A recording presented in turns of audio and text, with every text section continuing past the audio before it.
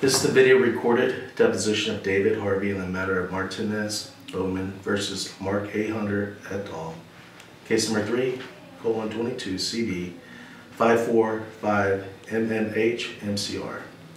This deposition is being held at Scribe Associates Incorporated, located at 121 Southeast Hernando Avenue in Lake City, Florida. Today's date is April 14th, 2023, and the time is 9:56 a.m. The court reporter is Ingrid Cox. My name is R.L. Minnick. I'm the videographer. Would counsel please introduce themselves, and the court reporter please swear in the witness. John Phillips and Amy Hanna on behalf of plaintiff. Don Whitehurst. I'm an attorney with the Sniffen and Spellman law firm, and we represent the defendants in this case. Sir, if you please raise your right hand. Do you swear or affirm the testimony about giving this cause to be the truth, the whole truth, and nothing but the truth? Yes, ma'am. Thank you. Please state your full name for the record. David Allen Harvey. Are you currently employed? Do I have a job? Yes. Yes, sir. Are you currently employed in a job that you would have a title? Like, are you employed with law enforcement? No. Okay. Well, I am a reserve officer. I just went reserve with Jasper Police Department. Okay. Is Mr. Harvey okay to refer to you today? Yes, sir. Okay. My name's John Phillips. It's good to meet you. My role today is to ask you fair questions that you understand. Yes, sir. And if I don't achieve my goal of asking you fair questions that you understand, I'm probably going to either draw an objection or get a confused answer, and I don't want either one of those. So if you don't understand my question, please stop me, ask me to rephrase. Otherwise, I'm going to assume that you did understand my question if you answered. Is that fair? Yes, sir. Yeses and nos are much better in a deposition. Now, we do have video to kind of see head cues, but yeses and nos are better than uh-huhs and uh-uhs. Us Southerners kind of rely on uh-huhs and uh-uhs a lot. So try to stick with the verbal responses instead of nonverbal or kind of our slang. Finally, if you want to take a break for any reason, let me know. I'm dealing with kidney stones right now. Okay. So, fair enough. They ain't no joke. I've never had it. People tell me that if you drink a lot of sweet tea, sometimes that's a part of the problem. But and energy drinks. Right. Okay. Well, even worse. Let the record show. Amy just freaked out. Okay. Well, we'll get started. So, where are you currently employed? I drive a truck for TMX Intermodal. And what is TMX Intermodal? They haul containers out of Jacksonville Port. How long have you done that? Going on a year and a half now. Well, yeah, about a year and a half.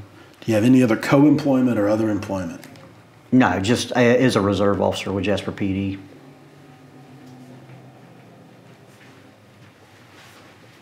What do you do, or I guess the key word there being reserve. How is it reserve? You'll come out. I just went to them, so I haven't been out yet. But you'll come out once a month, once every 2 months or something like that, just to keep the standards inactive. Okay. And when do you have service, or when do you work as a reserve officer?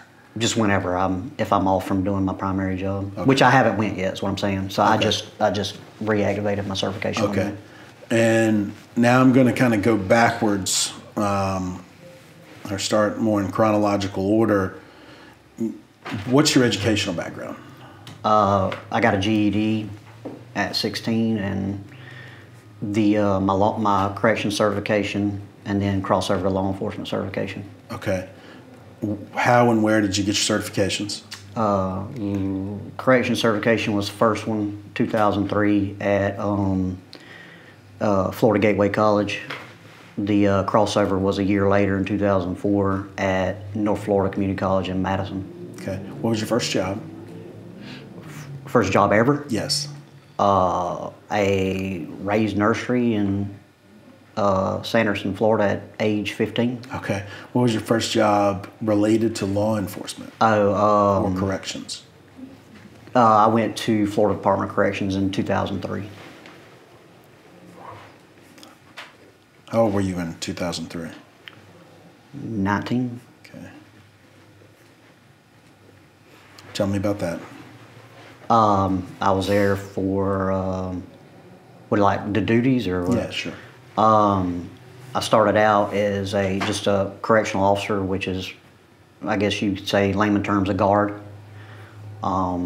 Started at Union Correctional, went to, transferred a few months later, transferred to Hamilton Correctional.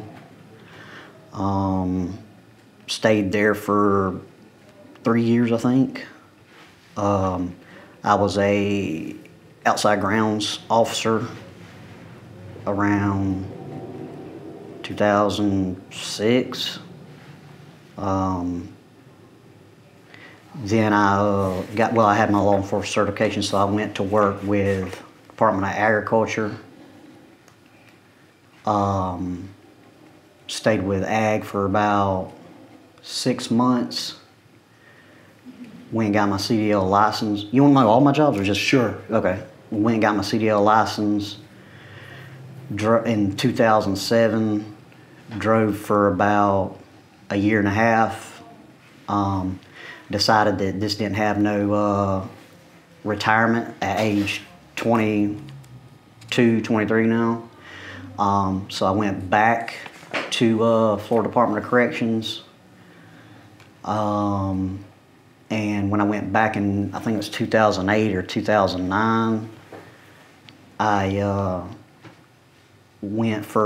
started out as just a regular correction officer for a year, got promoted to sergeant at Columbia CI, was a sergeant for about 4 years, during that 4 years, transferred back to Hamilton CI, stayed there for a little bit, transferred to Swanee CI, stayed there for a little while as a sergeant, and then I promoted to lieutenant at Martin CI down in South Florida.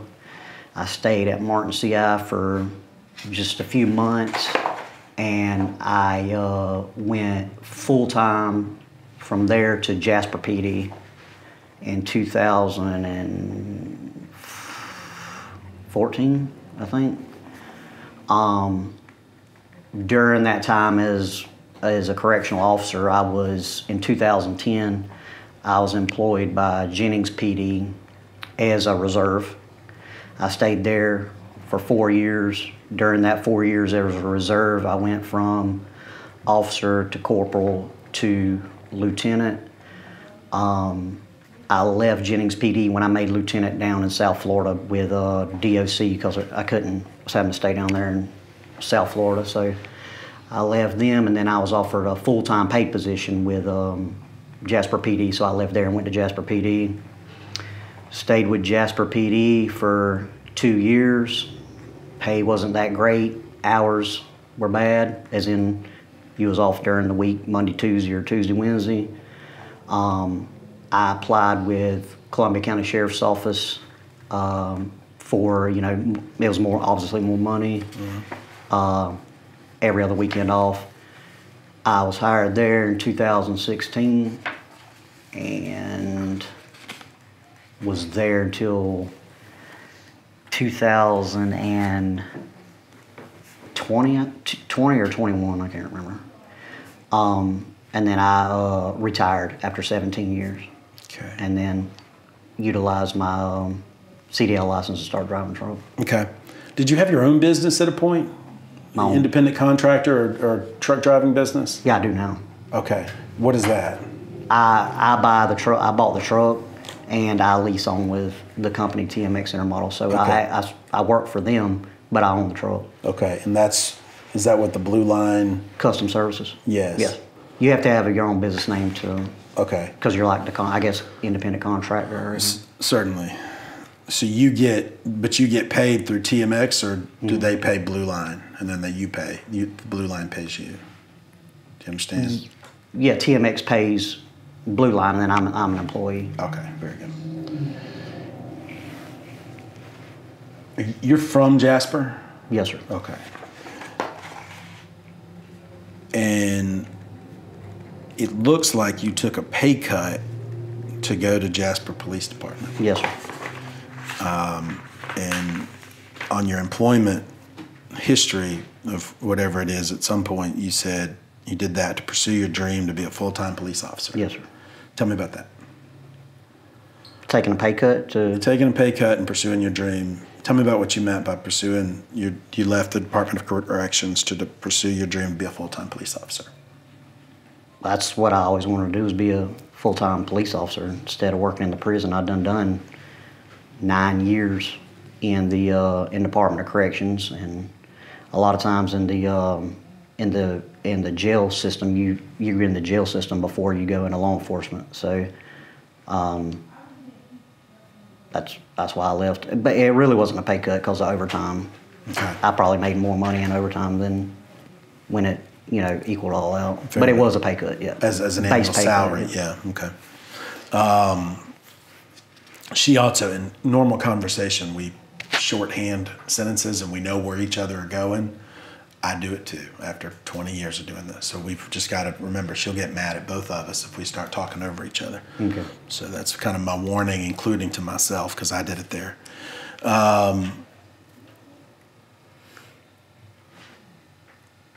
Did you know anybody at Columbia County Sheriff's Office when you applied to work for CCSO? I knew the records person over there, but that was it. Okay. Why Columbia County Sheriff's Office? Because I live in Jasper, and that's probably the highest paying in the area. What position did you start at Columbia County Sheriff's Office? As patrol deputy. When you retired, what was your final position? I had several different jobs. I was a canine handler. I was assigned to SWAT. I was assigned to the DUI team. I was assigned to Honor Guard. I was assigned to the criminal interdiction team. I was the agency inspector for the breathalyzer machine, intoxilizer.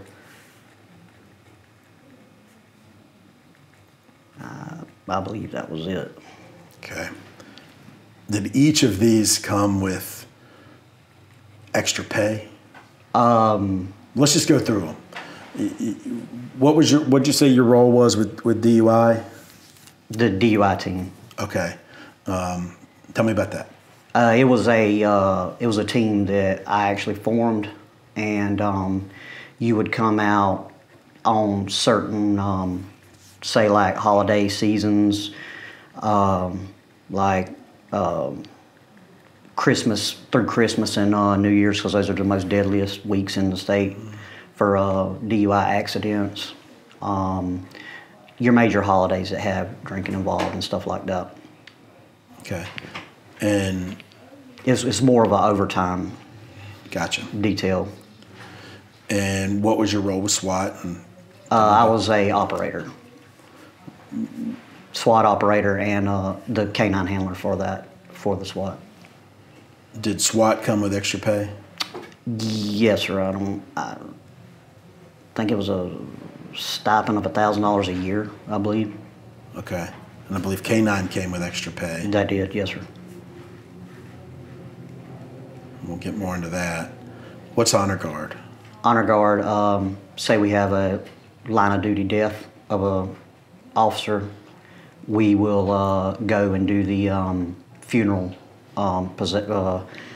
honors, is standing with the casket, and you're dressed up to a T and real uniform. Some of these things you're not going to know the precise answer to, but if you're guessing, let me know you're guessing. And this is probably one that I'm kind of calling for a guess, unless you know. I'm from Jacksonville. Mm-hmm. How big is Columbia County Sheriff's Office? Like, how many officers did it have when you were there? I believe over 100. Okay.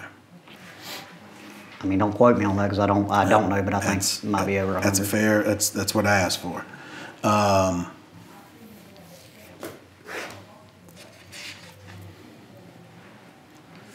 And as far as I guess, hierarchy of titles, it would go patrol officer, sergeant, lieutenant, assistant chief, chief?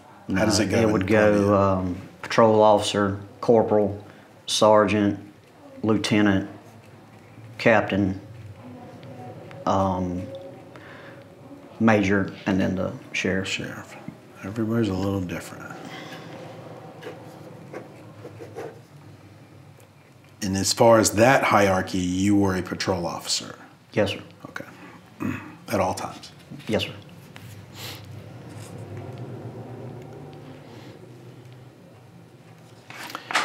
Had there, while you were at Columbia County Sheriff's Office, did you receive any discipline? No, sir. Okay. Why'd you leave? I retired.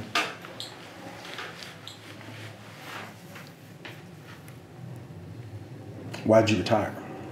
Because the trucking industry pays a whole lot more than the government industry. Okay. Try to pursue more for my family and myself.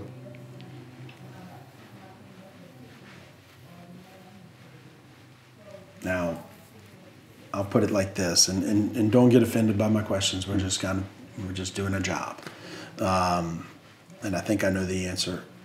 But at some point, when a person and their employer reach the end of the road, they say, "Listen, I think you need to retire," or "I think you need to resign," and then the person says, "Okay, I will," but that's the story. You understand? Yeah. Was that the story? No. Okay, you really wanted to resign or retire, and that's what you did? Yes. Okay, fair enough.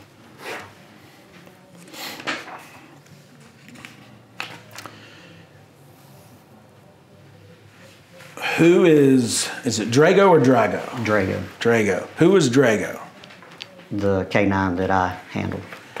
And I understand Drago has passed away. Yes. My condolences. How did you have a dog, canine, other than Drago at any point in your career? No. Okay. How did this come up with you being, how did you decide, or they decide, or who decided that you would be working with a canine? How did I decide? How did it come about? Positions opened up in where I came from. The agencies were so small. There wasn't any I would say opportunity to move forward or do anything like canine handling or any of the other positions that I held. Where I came from, it's so small, there was none of that. Okay. Moving on to Columbia County Sheriff's Office, there was a range of opportunities. So after a year and a half of me being on patrol, position came open for canine, and I wanted to do canine. So that's how it come about. How is that broadcast? Is there like a bulletin that goes out, or is there an email, or how does a position come up? How are you alerted of it? Yeah, it's advertised for the whole agency. Okay. So hey, was it a new position, or did somebody retire, if you recall? I don't remember, actually. When I got here, there was only 2 canine positions. So I think they opened up to have 1 on each shift. So there was going to be 4 canine positions. And I've seen the photos of 4 canines. During your tenure, was there 4 positions? While I was a canine here? Yes. Yes, sir. Okay. Is it still 4 as far as you know? I don't have a clue. Okay.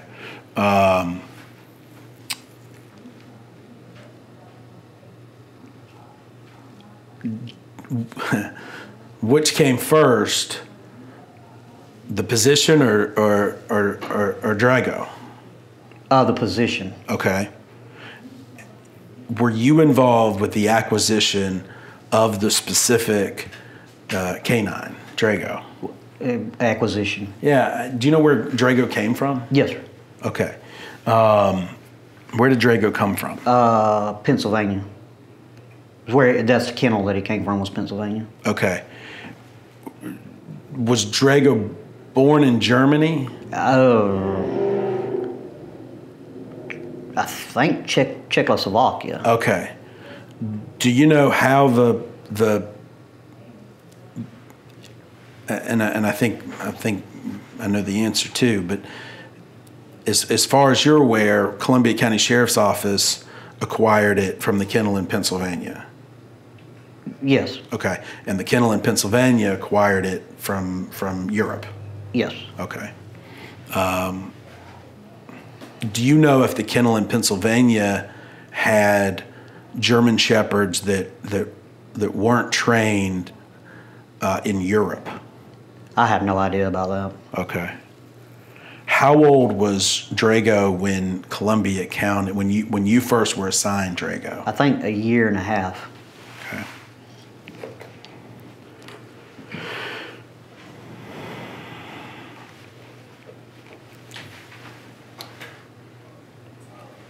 Again, who taught Drago German? Object to the form. How do we know Drago knows German? Okay, did Drago know German? I don't know German. Okay. I don't.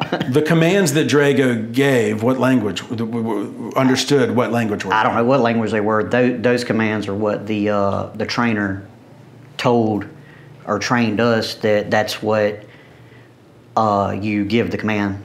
The dog don't know. It's more or less, I don't think the dog knows German. Right. The dog, it's just like calling, I don't know if you know anything about pets at all. After a certain period of saying a word over and over again, the dog learns that word, as in what that word is associated to. Condition response. So I don't think it's he knows German. Certainly, but the dog was conditioned to respond to commands in German. Are you aware of that? Object to the form. If that was that is the commands that I give him, is that German? I don't know the German language. All I Okay. know is the commands that I'm given are told to tell the dog over and over again through 6 months of training. Let me back up then. What were the totality? Tell me all of the commands that you were trained to give or use with Drago. You had Pocken. You had, which Pocken was a apprehend command. Foos, which was that makes the dog come back to you and walk.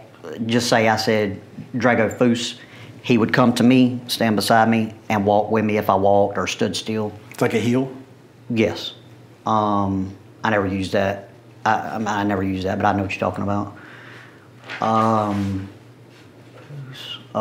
9. If the dog is, say the dog is distracted, messing with something over there. 9, to tell him no, don't mess with that. Exactly, to go to no. Okay.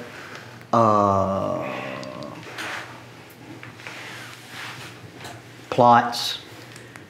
That was the dog. When you say plots, the dog will lay down on all fours. I believe that was all of them. 1, 2, 3, 4. I seem to recall you saying there were 6.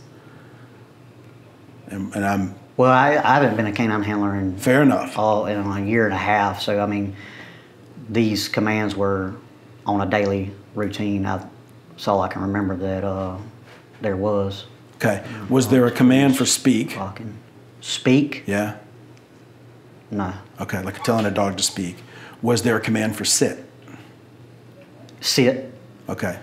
Did you pronounce it sit or did you pronounce it Sit. seats? No, sit. Okay.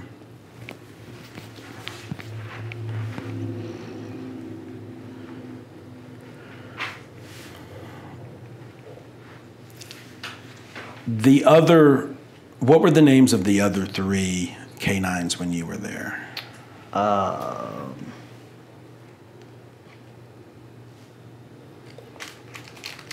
Rick was one. I think Jaeger was one. I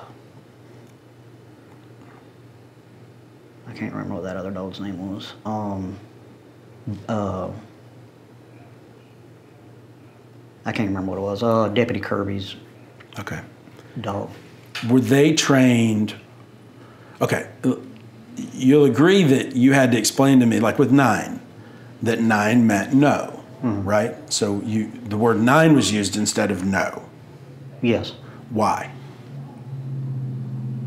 That's what the trainer told us. That was the word. That was the commands given from the trainer. Okay. And are you aware that the word 9 is German for the word no? I know it means no to the dog. I don't know that it's German Okay. for no.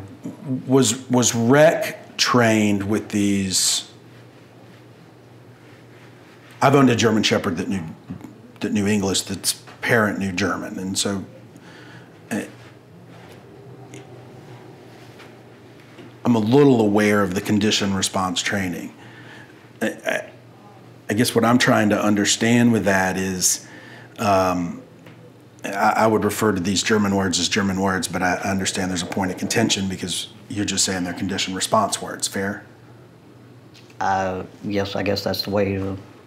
What you're saying, the condition response words, Right. that wasn't terms used. What terms were used? These were the words that the dogs are trained on.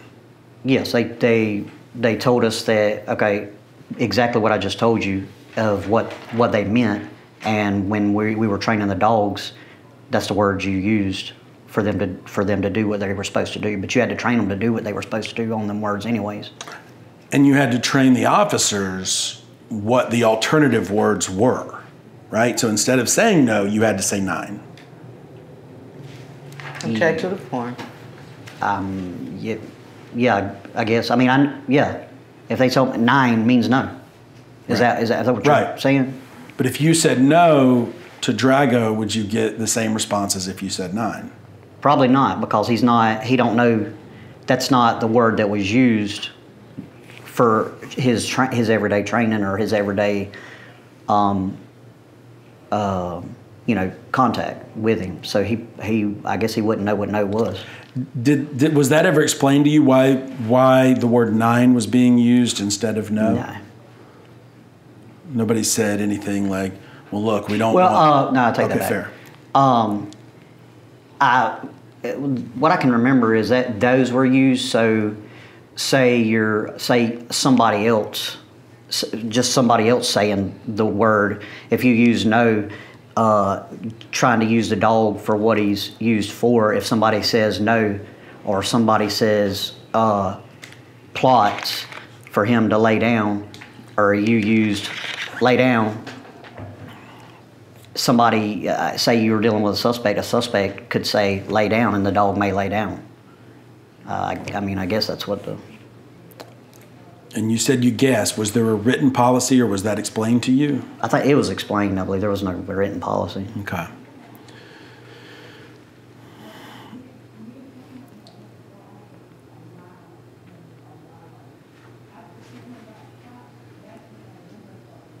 Okay. But Reckon, Yeager, the other dogs were taught these same words by Yes, Columbia County Sheriff's Office. We were all three dogs were in the same school together at the same time. And what school was that?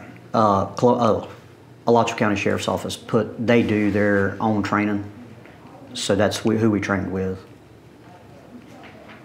And is Alachua the ones that trains with these specific words? Yes. Okay. And do they bring the officers to that training that are going to be assigned those particular dogs? Yeah, you train. There's no before training. Okay. The dog don't. It's not the dog gets trained before. You're training the dog the entire time. So the dog, when you get the dog has no training whatsoever. So the instructors train you and the dog together. Okay. And then this becomes essentially your responsibility 24/7, fair? Yes. The dog doesn't check in and out of the sheriff's office like a book, right? No. Okay. You're responsible to make sure it gets its veterinary care and food and water and all of that? Is the officer assigned Drago? Yes. Okay.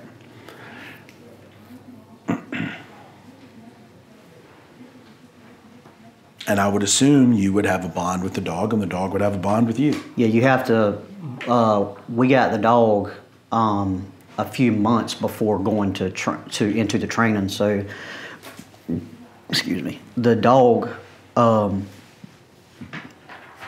rides in the car with you the entire time before going to training. So that dog is, right there with you every day.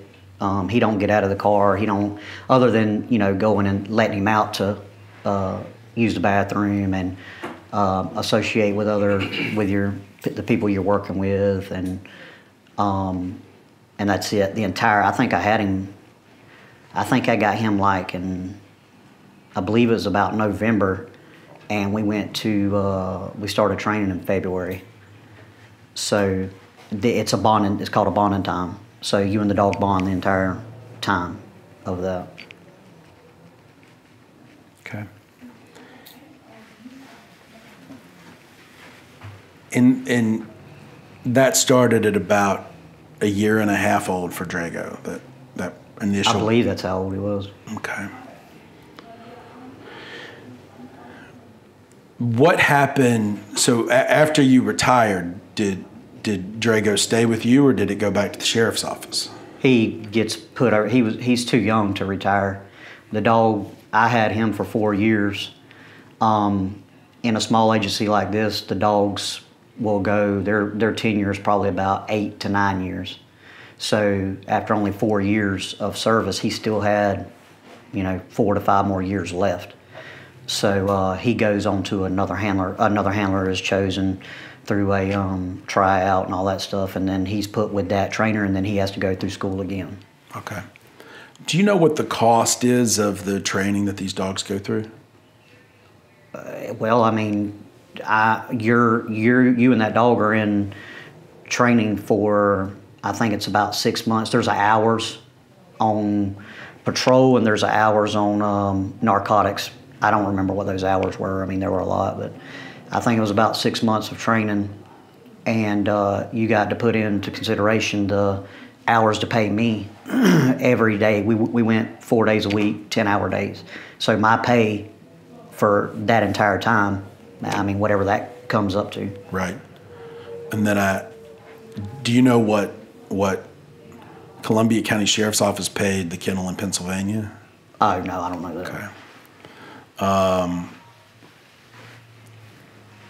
Paid for the dog or Correct. training? The dog. Okay, I was just making sure. Yeah. Sorry. No, I don't know Fair that, enough. but like I said, the dog has no training Right. when you pick him up. So Right.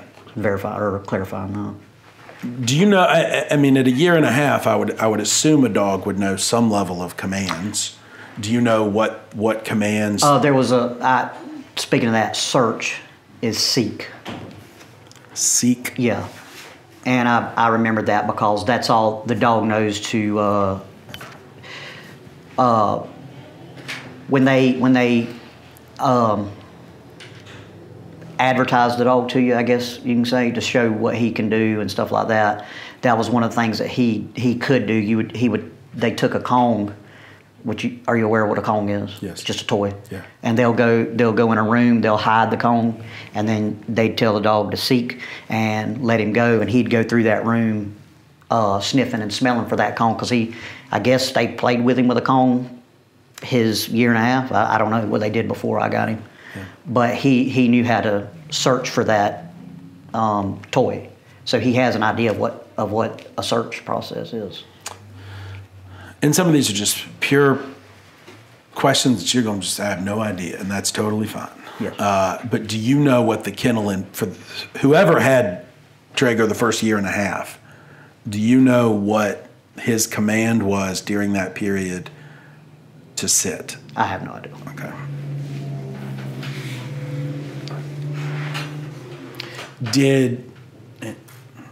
I don't know, it's perfectly There was fine. another one too, hups, which was up. Say to jump into the car. Ups. Yeah, it was, I think, hups is how it was pronounced. These are just coming back to me. That's now, fine. 'cause And it's let's been keep so doing long. it. 1, 2, 3, 4, 5, 6, 7. We're at 7. If you think of any more during the deposition, I think just that's about it. let me know. Do you know if Rex or Jaeger came from the same kennel? I think Rick came from the same kennel.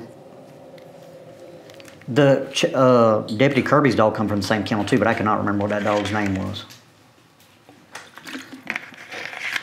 I think one died in duty too, didn't it? Was that Drago or was there another one? Drago was he overheated, had a heat stroke during a training search. Okay. So while he was Well, training is on duty. right. So yes. Okay. Was that the retraining? Yes. Well, I guess I don't know what they were. I wasn't there. I hadn't Yeah. been with them. But we trained once a week for 8 to 12 hours. Okay. For continuous training. That day's taken completely out for nothing but training every week. Every week Every week. you're training with the dog. Well, you're training with a dog every day. While on shift, I'll give you an example of training. Building searches. We get permission from the mobile home dealerships down the road, and you'll do a building search. Send the dog in. He goes around searching. You'll have a decoy, which is somebody maybe in a suit. He'll hide in a closet somewhere in that house. I would do trainings like that every day that I worked. If it was something like that, if it was something with having a decoy go walk through the woods a mile, hide a toy for me, I'd at least do that a day or a night. At least one specific training would be done every day, not counting on the days that we have training, and that was an 8 to 12 hour day of all All the dogs together. all stuff, all the dogs together, but on multiple scenarios of training. Okay, let me recap what I understand you to say. In a work week, there would be one work shift a week that's dedicated for all the dogs to train together. Yes. And then one other day a week, a second day a week, no, every day a week, you would have an activity or more than one activity scheduled to train the dog. Wasn't really scheduled. It's when you had time to. Okay. And there might not be. You might have been busy that whole day and didn't get to. But I'd say 95% of the time there was. I personally done something that day to keep training moving. Was it always in the search category, or was there other? No, you building, searching, narcotics. We have training narcotics at the sheriff's office that you would go check out, and say I would go to a dealership. Say if I was on night shift, there's nobody around, so I go to a dealership to a couple of the cars. You would take the cotton swab, put it into the jar where that odor of the narcotic was. Take that cotton swab, and then you'll hide it on that car somewhere. And then I'd do probably a bank of 5 cars. 2 of them would have something on it. 3 of them wouldn't.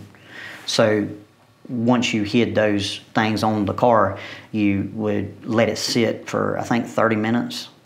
No odor of me around it for 30 minutes. That was gone. So, and then I would start on one car. It might be a hot car, which means it had the odor on it, or it might be a cold car, which didn't. Say if it was a cold car, you take the dog around it, show him where to sniff. He'll sniff it all the way around the car. You go around it. If he smelt the odor, he would sit down and point at where he smells it at. But if there wasn't nothing on the car, he wouldn't alert to anything. So then you'd go to the second one. Mm-hmm. You go to the second one, go around it, and then if he hits the spot where that cotton swab or that narcotic was placed at, then he would sit down, and then you would reward him for that. Here's a question: when doing narcotic, and I think I know what the answer is going to be. When doing narcotic testing, do you use actual narcotics? Yes. Okay. Where do those come from? DEA. You request them from DEA. DEA packages them for you, and they get sent to the sheriff's office, and they stay in a locked inventory locker until you check them out, sign them out, go use them. When you're done using them, you check them in, sign them back in, and that's it. Use them for training. Right, there's training narcotics. Right, not use them recreationally. I assume they stay in some sort of sealed Yes. container. Okay. And then how do the cotton swabs work in?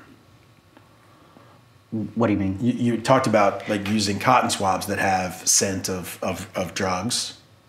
No, Did I misunderstand that? I would take, because if you take cotton swabs and say if you have let's just say you have a bag of marijuana here, the bags are sealed up, but you can stick a cotton swab in that bag that's there, seal it up, and over a period of time, it'll gain that smell of what was in that bag. Okay. So it's a fainter smell. So you're not only training the dog with the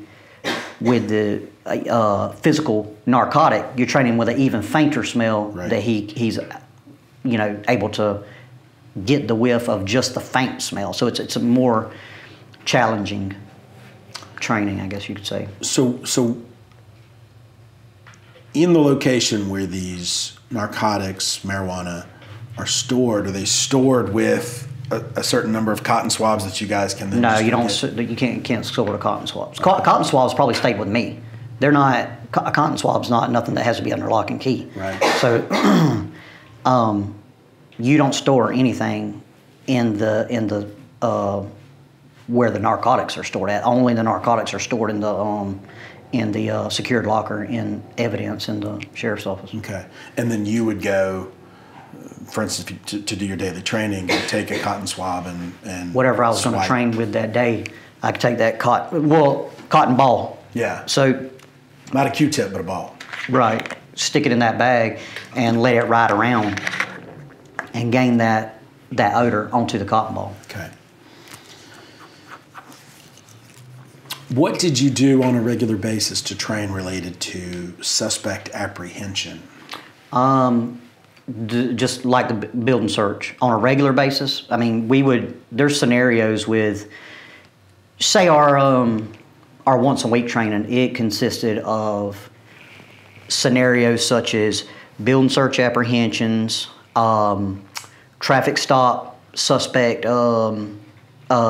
refusing apprehensions, suspect running apprehensions. These are all scenario bases that we trained on and the scenarios are what a police officer, law enforcement officer does every day. You're going to run into the same things not every day, but you're going to run into the same things often. So that's on our trainings, that's what you do scenarios on. So, I mean, a building search, somebody broke into a home, they're hiding in a closet, that's something that you would run into in a real life situation. So that's what the dog is trained for, real life situations. Okay. To the dog, it's just a game. His reward is to be able to say on the building search, he goes through the house, this decoy's in a closet, he smells the decoy in there, he starts barking, lets me know, hey, come in here, this is where the suspect is. I come in there, I'll give that subject warnings to come out, subject don't come out, open the door, the dog, the warnings are the dog's gonna bite you if you don't come out. You'll open the door, the dog will go in and he's in a bite suit and the dog will grab a hold of the bite suit. Okay. Was Martinez Bowman hiding from you or Drago when he was apprehended? No. Okay. Going to that type of scenario where you have somebody who's not hiding, that the point is to detain them by K9, what training is done? That's a whole different scenario. The scenario that I just gave you was, if you're referring to the Bowman thing, that was a whole different scenario. That scenario is a subject that we have trained on before, where we do a traffic stop subject, you have two different things that could happen there. Subject could not comply, could not when you give him the commands to do what you need him to do to gain control of the situation, he doesn't comply, and you have to resort to an apprehension with the dog. Or the subject could run from the traffic stop. After subject runs from the traffic stop and dog's released, the dog will apprehend the subject running from the traffic stop. We've trained on both scenarios. Okay. Martinez Bowman didn't run from the traffic stop. No. Okay. And what I want to know is examples of similar training, or how Drago would have been trained in a situation like Drago faced in Martinez Bowman. Yes, the whole entire situation after a subject is not complying with, we've done scenarios where a subject doesn't comply with orders, and after you've given so many orders to comply, to merely just come back to the vehicle where you can be detained by handcuffs, and the subject not do it, that's when, after warnings are given and he still does not comply, then you'll release the dog for an apprehension so you can go and place the subject in handcuffs. Same scenarios have been, I mean, we've trained on the same thing before. Okay. I mean, is that what you're asking? How does that what does that training look like? How does that training work for that particular type of apprehension? I mean, we've talked about, guys hiding in closets and cotton balls related to drugs. What I want to know is, how is the situation analogous or similar to Martinez Bowman trained in the field? Almost exactly how that situation occurred. Okay, so training with ASO, they use somebody's personal vehicle. Well, that's with sheriff's office. Yeah, they'll use a personal vehicle or bar, whatever. So it don't look like a police car. We'll be in a field. We get behind the vehicle. You turn your lights and sirens on to stop the vehicle. Vehicle does not stop. You'll continue on. The vehicle finally will stop. You get out. You conduct your stop, your felony stop. You give him commands. Subject's not complying with the commands. If after warning and the subject doesn't comply, so a lot of times the decoy will be like real argumentative, wanting to, yelling at you, telling you, I mean, they use like F you, it's all like a big decoy, I guess you could say that. I'm not really sure the words for that. But, and then after the subject doesn't comply, after so many warnings are given, then you'll release the dog to him. Now, he's in a bite suit. Right. So, and then when you release a dog to go after him, he'll apprehend the subject. Then you run up there, place the subject in cuffs, release the dog from the subject, and then your team comes and carries him off like he's going to a car to be placed in a car. Okay. What do you mean by big decoy? You said decoy? It's a big decoy. A what? A big decoy? Is that what you said when you're referring to the person in the suit? Just a decoy. I don't. Okay. There's no big, little. Okay. And to get the dog to, and I want to use the right words, to get the dog to go over to and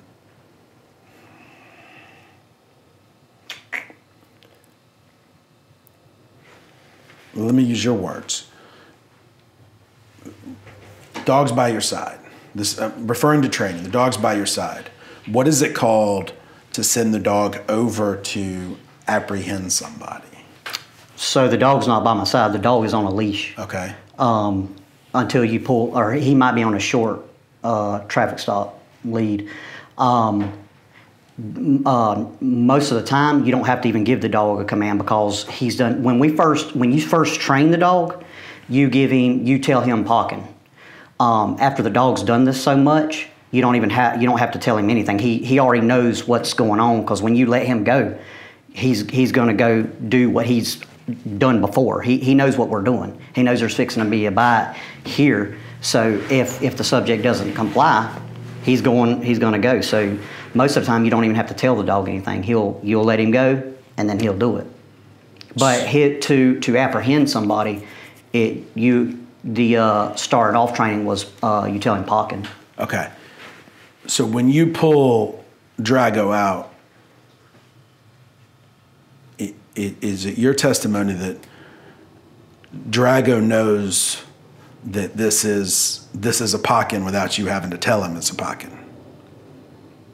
He knows that it's possibly, yeah. He knows that because that's what the training is about. Right. Because you're not just gonna bring a dog out and just I'm not gonna let him go at any time, because he might go over there and think that that's what this is. But yeah, I mean he's done the scenarios so many times that to a dog it's a game. The dog don't know that this is we're taking somebody into jail or it's an apprehension. He thinks it's a decoy anyways, because when we do the decoy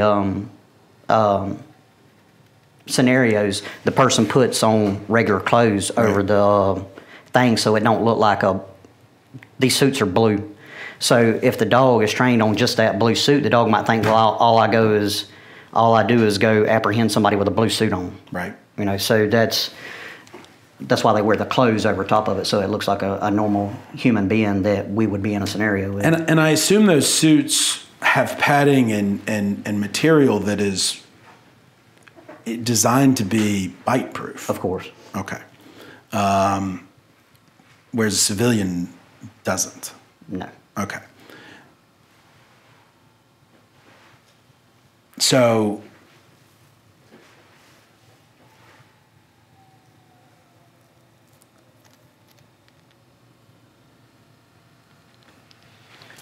okay. Then whether or not you say pocking, upon release, the dog is going to go do its apprehension. Yeah, he will. Okay. How does that stop?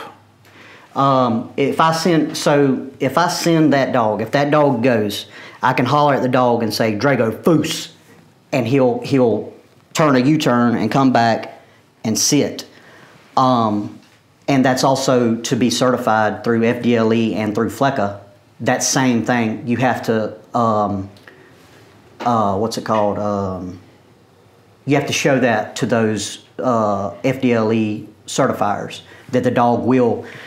So what happens is a dog, I'll give you the scenario of what that testing is to be certified. To do that is a decoy will stand down from you. You'll send the dog to the decoy. The decoy waits for the dog to get there, and you have to be able to call that dog back in mid-stride. It shows the control of the dog. So if that dog goes down there, I would holler, Drago, foos, and he'll make a U-turn and come back and sit. Then you reset, which meaning we're fixing to do another, we'll do another run at it. Mm-hmm. And then during the testing, that second one I'll send him, and then he'll make the apprehension on the subject. But to get certified, that dog has to return to you. You have to give that dog the foos command, and he returns back. Going back to the Martinez Bowman night, did Drago come back to you? I didn't call him back. Okay. Why not? Because I let him go to apprehend Martinez Bowman. Okay. Do you recall whether you yelled pocking? No, I didn't yell pocking. Okay. And I said yelled. Let me rephrase that. Do you recall whether you said pocking at any point? No, I didn't. Do you recall whether you said foos at any point? No. Do you recall whether you said 9? Yes, I did. Okay. Tell me about that. Tensions were so high, and during a situation like that, stress levels are high. I'd say you probably get tunnel vision. And after I give Martinez Bowman all the warnings of I'll release my canine. I said the last time when I went to send him, it was like saying, if you deploy a taser on somebody, you say taser, taser, taser. Mm-hmm. When I released the dog, it was K99999, as in K9's coming to you. I don't know why that was running through my head at that time. It was stressful, and that's how I sent it. So I mean that's cut and dry. I don't know why. I don't know why. And you're specifically taught not to repeat a command. You don't go pockin', right? No, I'm not. You're not taught that. I wasn't taught that. That you don't repeat? No. Okay, we'll come back to that.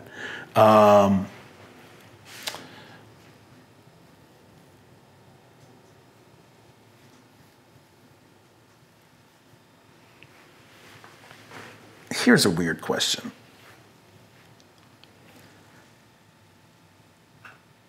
If you write out K9, how do you write it out? Spell how you write it. K9? Yeah, okay. But it also can be C-A-N-I-N-E, right? K9. Oh, yeah.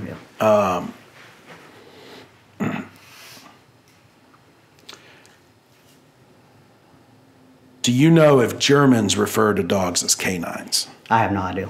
Okay.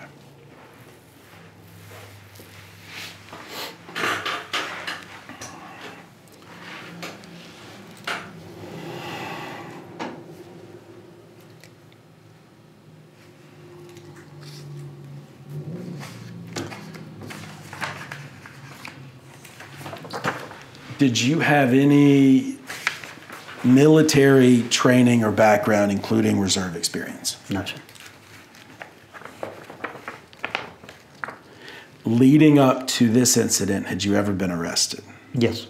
For what? DUI that was reduced to reckless driving. Okay, so misdemeanor. Mm-hmm. Okay.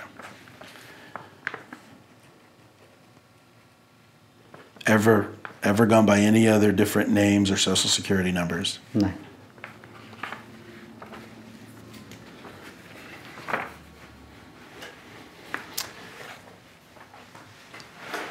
Who was with you at the time? The time of what? The time of this incident. Was there anybody in your car? What we're here for? Yes. Yes, Deputy Godey. Okay. And who was Deputy Godey? What was Deputy Godey's role with the Columbia County Sheriff's Office? She was in training. Okay. How does that work? The new hire will get 3 phases of field training from an officer. Or it's called. I'm a field training officer too. That was one of my other roles too. I forgot to say. Sorry. The new deputy gets 3 phases of training. I think it's been a while since I've been there, so I'm trying to explain what each phase is. I think the first phase is more of your radio skills, driving skills, map of the county, figuring out that you know your way around the county, your first contacts with people, handling calls. You're watching the FTO do the calls, and then you'll handle the next calls, stuff like that. Then you go into phase 2, and phase 2 is it starts out as traffic stops is the first part of phase 2. Then it goes to maybe report writing. I don't know what all's in there, but traffic stops is the first part of phase 2, and then phase 3 is a shadow phase where the deputy is driving 100% of the time and conducting all duties of a deputy, while the FTO just watches and makes sure that they're doing it right. Okay. What phase was she in on that evening? 2. Okay. And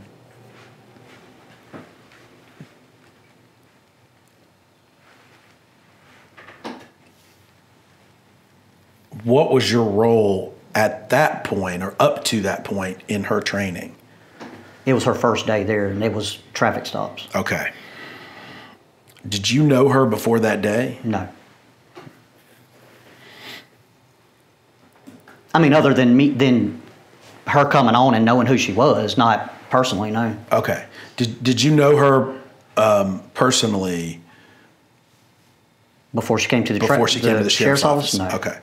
And while she was at the sheriff's office up to today, I assume you never had a relationship with her? No. Okay. And what do you mean, like a personal relationship? Like a boyfriend girlfriend thing? Yes. No. Okay. I didn't think so. Work relationship. Yeah, for sure. You know, after training and all that, because she was put on my shift. Okay. And then you weren't related to her? No. Okay. And so this was her, as far as you're aware, this was kind of her first night out in the field? No, she had already been through phase 1. Phase 2 was Okay. traffic stop. So she'd been with another deputy through phase 1. Okay. I don't know what they did. I wasn't there. Fair enough. This was her first traffic stop. Right. Okay. Had you had a traffic stop that evening? I don't remember. I don't think with her. And I know for a fact with her, no, because Okay. that was the first one that was going to be conducted, and I was going to show her how to conduct a traffic stop, and that's how I wanted her to conduct it. And she would have took over then my driving seat and done her own traffic stops. After she saw you? Yeah, conduct the first traffic stop. Okay.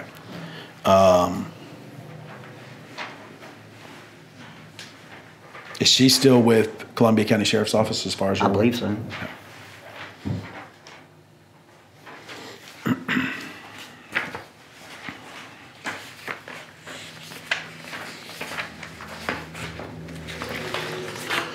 right.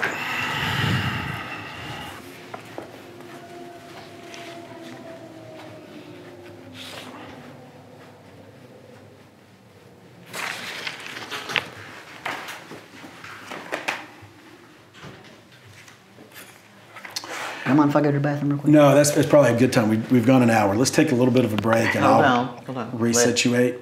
And, Let him take us off. and then we'll come back and move forward. This concludes video 1. The time is 10:58 a.m.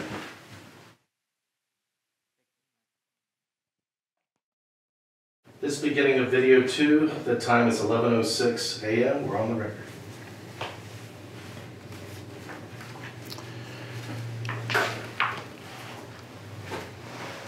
What are Columbia County Sheriff's Office general orders? Generally. They're the policy of the way to conduct situations, like rules and regulations, I guess is a term for it. Okay. How do you become familiar with them? You have to read them.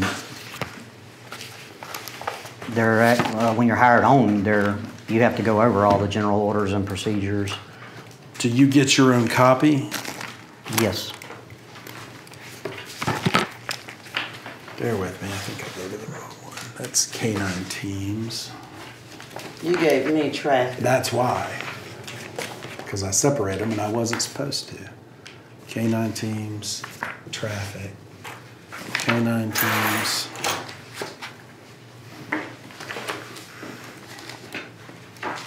Did she give me 2?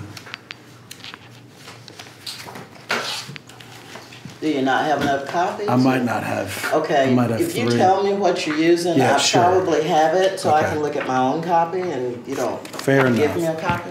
I'm referring to Columbia County Sheriff's Office General Order Title Traffic Law Enforcement, initial bait stamp number Columbia Brown 006593.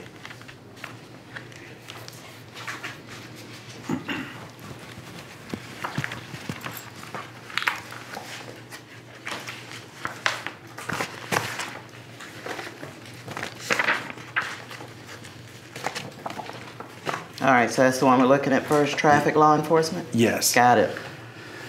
Do you get a copy of these? Yes. Okay. Where do you store it?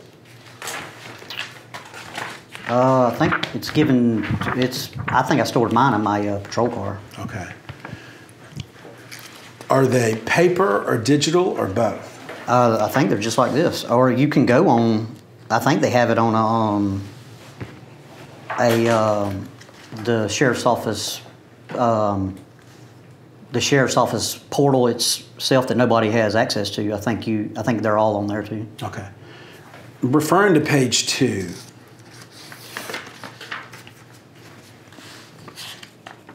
all traffic citations shall be completed in accordance with current Florida Department of Highway Safety and Motor Vehicle requirements and agency policies. Bias-based profiling shall never be used in traffic enforcement. Did I read that correctly? Yes. Okay. What is bias-based profiling? Biased means where you're biased towards a certain person, like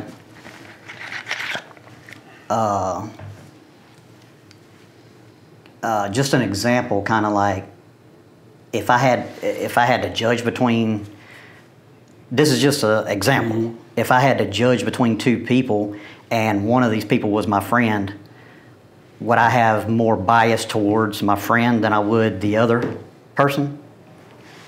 That's my definition of what bias is. Okay. Well, what's bias-based profiling? When you add the word profiling in there, what does that mean? Well, profiling is like, I would assume, is in judging someone by their gender, by their ethnicity, by their age, by their their actions, maybe, is what profiling is. Biased profiling would probably be, like I said earlier, being more towards my friends' actions, I guess. Okay.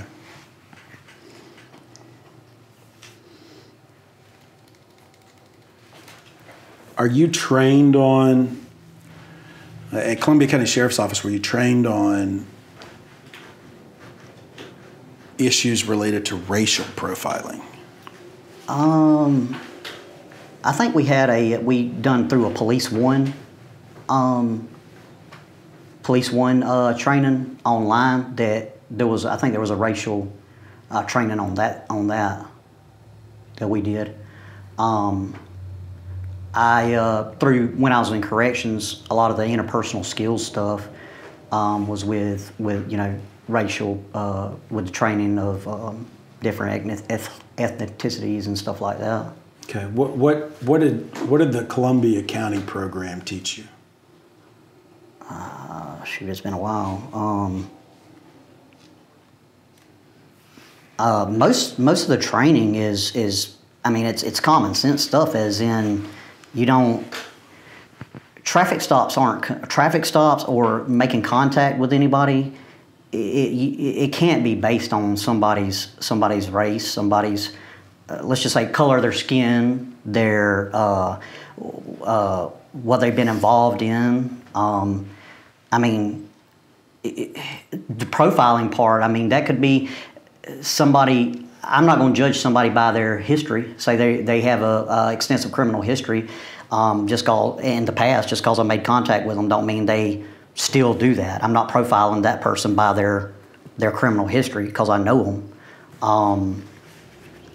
But the racial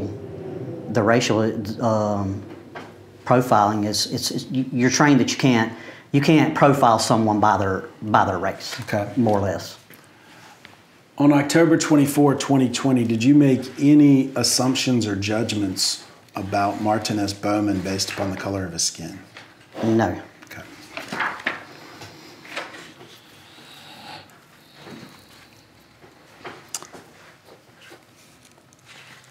Going down to, again, page 2, paragraph 4, nothing in this order shall prohibit a deputy from choosing to exercise enforcement discretion by issuing a verbal warning or accepting a driver's reasonable explanation for a non-criminal traffic violation.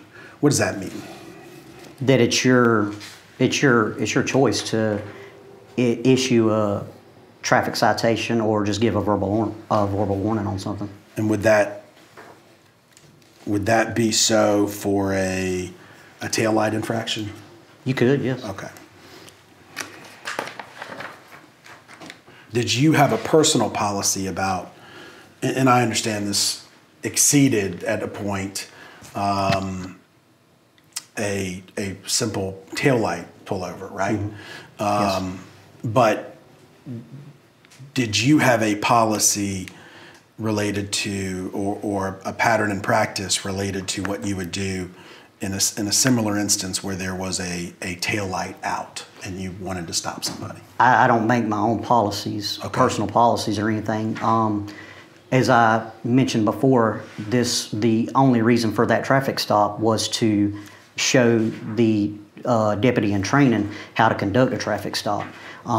This was a merely out tail light, so therefore subject comes to a complete stop. I get out, conduct traffic stop. Hey man, your lights aren't out. I mean your lights aren't on. Fix them, and probably would have been just a verbal warning, so I could show her how to conduct a traffic stop. Okay.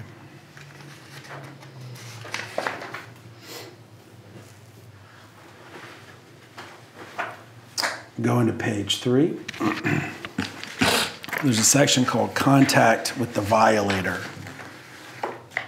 Deputies should be mindful of the following considerations. What's number 3? Where's that at?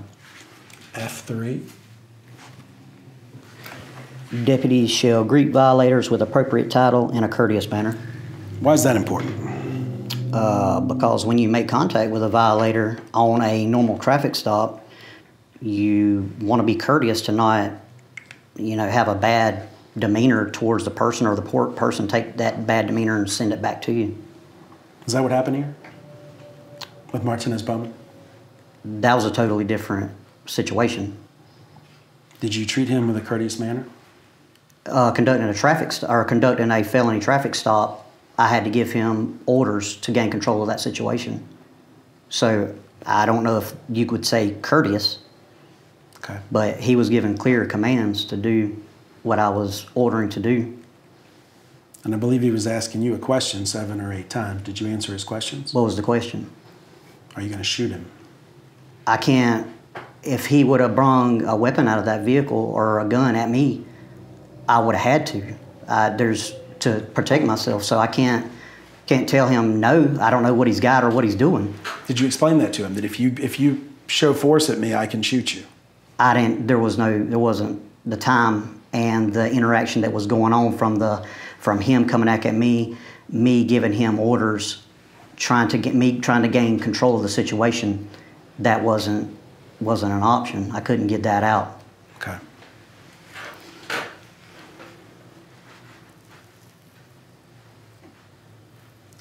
What's number 5? Same. Yes. Letter. During conversation and observation of the violator, the deputy shall check for signs of physical impairment, emotional distress, and alcohol and/or drug abuse. Did Mr. Bowman appear to be in emotional distress that evening? Emotional distress? Yes. After the stop was conducted? After he got out of his car? He didn't look. I wouldn't say he was in emotional distress. Is fearing for your life or expressing that you don't want to be shot a vocalization of emotional distress? Yes, I guess that probably could be. Okay. Why is it important to take, during conversations and observations with a violator, why is it important to check for signs for emotional distress? Because in different scenarios, different situations, you can de-escalate that situation. What did you do to try to de-escalate this situation? Give the subject verbal. I tried to gain control of the situation first. That's what you have to control. You have to gain control so that subject, if I give him orders, he's complying with orders, then I can start talking at a lower down, more sensible, I guess, tone that everything's going to be all right. This subject didn't allow that. This subject was high. It was high on the scale of irate, and it wasn't. He wouldn't let me gain control of the situation to begin with, so I wasn't able to even start a de-escalate. Did he curse at you? I don't remember. Did he call you any names? No, I don't think he called me any names. Did he threaten you? No. Did he? Was his actions threatening? Yes. How so? Going back into a vehicle, not complying with lawful orders. I don't know if that subject's going back into that car to grab a gun to kill me with, to shoot his way out of the situation that he's in. I don't know. It's the unknown that a police officer has to make rational decisions at once. Is it your testimony today that he got out of his car and got back in? He did get out of the car. He didn't get back in the car. He went back in it with hands and the top of his body. Yes, he did do that. How many times? I can't remember how many times he did that. Okay. Did Martinez Bowman obey your command to get out of his car? He first did not obey those commands. It took order after order before he finally stepped out of that car. And then when he did step out of the car, he wouldn't comply with what I was telling him to do. He wouldn't. The procedure on a felony traffic stop, when you're conducting a felony traffic stop, it's priority for the safety of the officers and the subject that you're dealing with. You don't want to have to hurt the individual that you're dealing with. And so these the orders given to him is the same orders we are trained on every felony traffic stop or whatever the case may be in that particular scenario. And he, after order, he finally did get out of the car. So then the orders of turn around, face away from me. He didn't want to face away from me. He was wanting to step towards me. Hands. We have to keep our hands. You have to keep that subject's hands away from their waist.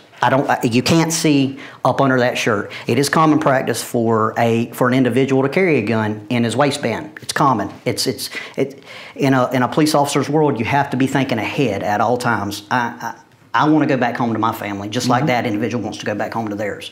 So I'm going to try to do this in the safest way and controlled way that can be done.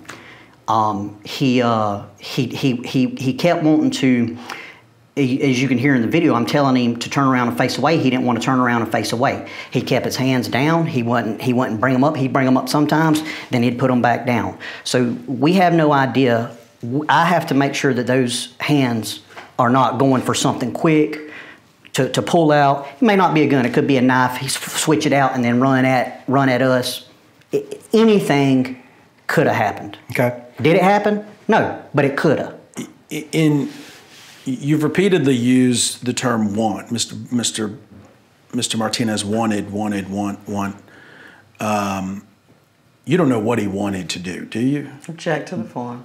Wanted? Do you know what Mr. Bowman was thinking during any of this time? Oh, no, I'm not. I can't read somebody's mind. Fair enough. They can't read mine. Fair enough. But you do know what Mr. Bowman was saying, right? You heard him at all times, right? The shoot me thing? Is that what you're saying? Or to come get me? No. Or At any point you could hear him, right? yes. How far away was he? Oh, I guess if we're, let's say, I'm just going to take a guess of 6 yards away. So approximately 9 feet? No, 18 feet? 6 times 3? Let's be safe at 20, maybe 20 feet. Okay. That's estimation. I didn't count it out. Okay. 6 yards to 20 feet. From the front of my vehicle now, he was, let's say 20 feet from the front of my vehicle, and then me being behind the door of my vehicle, which is back further. Okay. So 2 car lengths, maybe a little bit more. I'd probably say about 3 car lengths. Okay. But you could hear him. Yes, I could. Okay. And he was repeatedly asking for you not to shoot him and to tell him you're not going to shoot him. Is that fair? Object to the form. I don't know if he was telling me not to shoot him. I remember him telling me, asking me, you gonna shoot me? You gonna shoot me? That's what I Did you have an intention to shoot him? Absolutely not. Why didn't you tell him that? I didn't get to that. To de-escalate any situation, you have to gain control of the situation first. he wouldn't let me control the situation. All he had to do was comply with what I was telling him to, and go with comply with my orders, and we wouldn't be here right now. Do you think if you had answered his questions, we wouldn't be here right now? No. If you had said, no, sir, I'm not going to shoot you, just want to talk to you about your taillight, you don't think that would have changed anything? No, because I don't know. He never would let me see if he had a weapon. I didn't know what was in that vehicle. If he would have come back out with a weapon, he would have got shot. Because I have to defend myself and the deputy with me. So I can't tell him that, no, I'm not going to shoot you. I'm not if that situation doesn't arise. I'm not going to do that. That's not what my intentions are. I've never shot anybody before in 17 years in the law enforcement profession, and would have hoped that I never would. Fair. Going down to G, 3C, bottom of page 3. The deputy should be thoroughly familiar with the area and anticipate the appropriate location to stop the violator. Were you familiar with that roadway? Object to the form. I've been in that area before. I mean, knowing exactly where everything is on that road is not even... You're putting so many zones, which is not that, I've worked that zone before. I'm familiar with that roadway, okay, where it goes and stuff like that. But being familiar with every little thing there, no, I'm not familiar with everything there. I guess that's the answer for that. Okay. Consideration shall be given to a location with ample space and appropriate lighting. What does that mean? Appropriate, ample space to stop, probably. Appropriate lighting, lit area, I'm guessing. Okay. Did you do that here? When the stop was first initiated, there was ample lighting. The subject decided to go ahead and turn off and go down. We have overhead spotlights. We have a spotlight plus your headlights, and it lights up everything. Therefore, if we would have stopped on the road that we stopped on, which there was no traffic on that road, and that road is not heavily occupied by vehicles, he could have stopped in the middle of that road like people do every day. That road is dark. Object to the form. What road are we talking about? Certainly. What road are we talking about? What is it, 441 that we began on? Right. That road is completely lit up. There's a store right next to us. You probably don't even have to have headlights on to go down that road. For 441, he was already turning by the time... He was in the turning lane. Right. He wasn't turning when I blue lighted him. Okay. And that's why I went ahead and blue lighted him when I did, so he wouldn't turn. He'd stay there. Did you turn on your sirens before he turned? No. Okay. Do you know when he first saw you? No, I don't. Okay. Then the next road is what, Gerwin? What's the name of the second road you run? I don't know. Gerson? Gerson. No, that's reached Gerson, 302 Gerson Street. Just south of Gerson.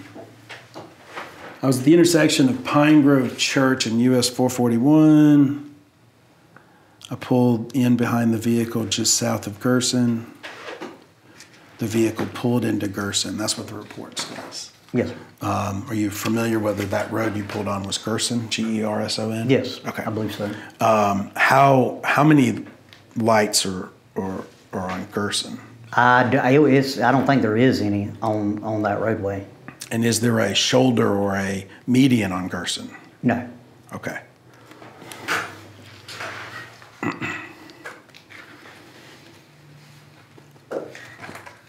Are there private drives on Gerson's? I believe so, yes.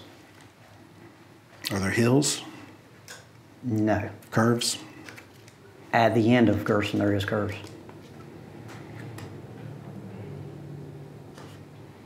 You're instructed every effort should be made to avoid stops on hills, curves, intersection, private drives, business locations, and businesses which have limited parking. Bridges which have limited parking. Is that what that says? I'm just asking if that's part of your instructions. If that's what the policy says. Okay. Where do you see that at? It's 3C. It's the next sentence.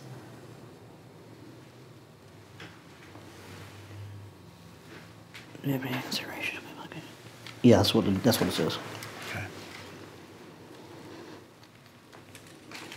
But there was no curves there or intersections. There's several private drives. Several private drives. No businesses, bridges. Parking was limited. I think we could argue that they're about ample space and lighting, right? Ample space to stop? Yeah. He had ample space to stop. Would there be ample space without blocking the roadway? No, we would have blocked the roadway, but that's why we have the blue lights for if vehicles did come down there, which none did because it's not heavily drove.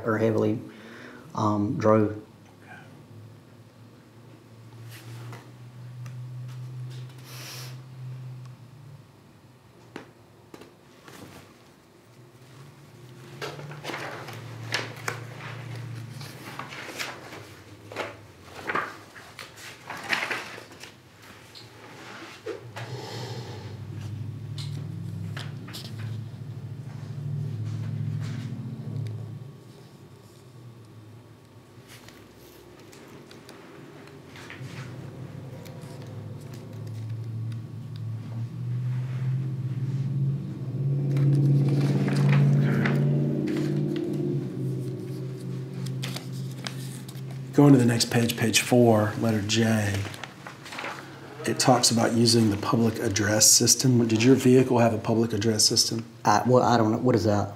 The intercom? Oh, a PA system? Yeah. Oh, yeah. Okay, yeah. It does have one of those. So did you know that PA stood for public address? No, I didn't know it stood for public address. Okay. Did your vehicle have a PA system? Yes, it did. And did you attempt to use that at any point? No, Why not? I didn't even have time to. You didn't have time when you were driving down the road? Yes, but we were waiting on him to stop, but I didn't even think about grabbing a PA to holler on a PA. If he is inside that vehicle, I don't know if he could even heard it. Okay.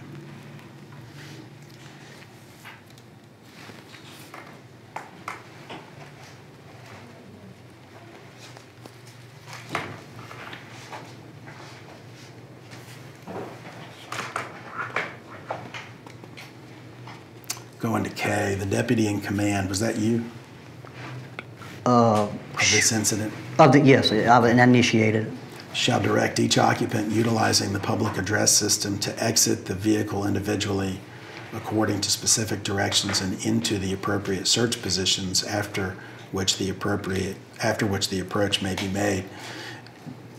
Did you violate letter K? Object to the form. I did not use that because when I got out, I made sure that I was yelling loud enough that he or anyone that was in that vicinity could hear everything I was telling him. And the reason for that, if there's neighbors in that area, you want them to hear what you're saying. And therefore, I was hollering loud enough to that he could hear everything I was saying.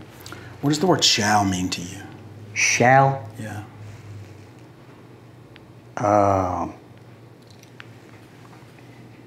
Shall. As in Means, huh? the duty and command shall. What does shall mean? Shall would mean to use, to do something. And it says to direct each occupant utilizing the public address system to exit the vehicle, correct? Yep. Yeah. And you did not do that? No, I didn't. Okay. And it also says then you can direct each person into an appropriate search position. You didn't do that either via the PA or public address system? No, I didn't do it through the PA, no. Okay. But your PA address system was available and Yes. functional, okay.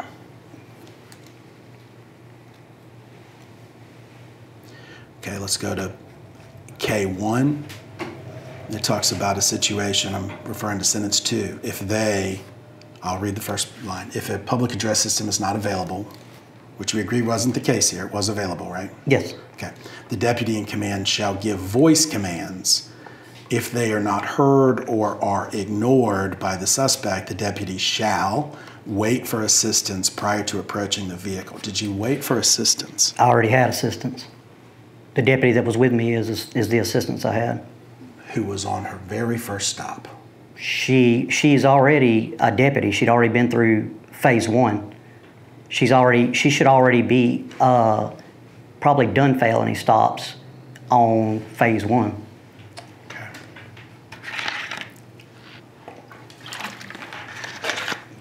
I mean, fully, they don't say that you have to wait for a fully out of FTO deputy for assistance. You're right, it doesn't say that. And they're also trained felony stops in the academy before they ever come out of the academy. Okay.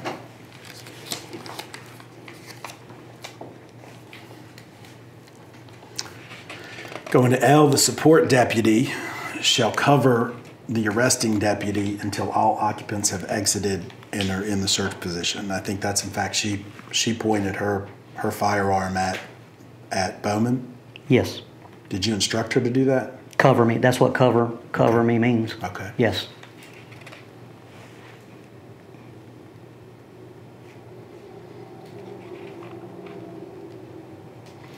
The occupants the occupants should be ordered into a prone position face down. Did you order Bowman onto the ground? Well, it's there's steps to go by. There's get him out of the vehicle, give him the basic first orders, and he didn't even comply with the basic first orders I was giving. I couldn't give him to get on the ground. I was giving him the first orders I gave him, and he didn't even comply with those. Okay. When did you realize there were other people in the car? I could hear them yelling at him inside the vehicle to do what I was saying. So, were you not worried about them shooting you from inside the car, just Bowman? That's why the assisting deputy has a firearm out also. Okay. For anyone on that traffic stop. Did anybody give them commands to get out of the car? We had to get the first one out first. Okay. But going into this hypothetical situation where Bowman would have gone to his driver's seat to grab a gun, there were 2 other unknown occupants in the back seat of that car. Yes. Okay.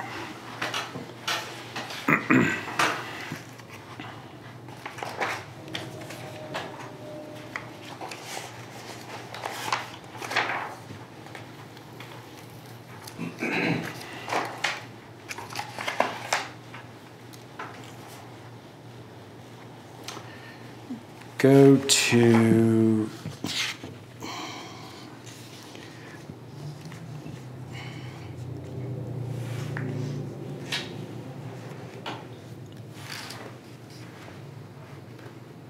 page 9.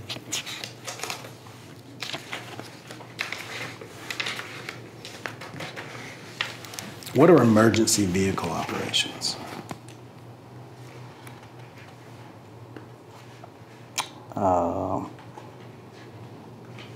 Just using when you go into emergency vehicle operation, it's turning on your lights, sirens. Okay. Yeah.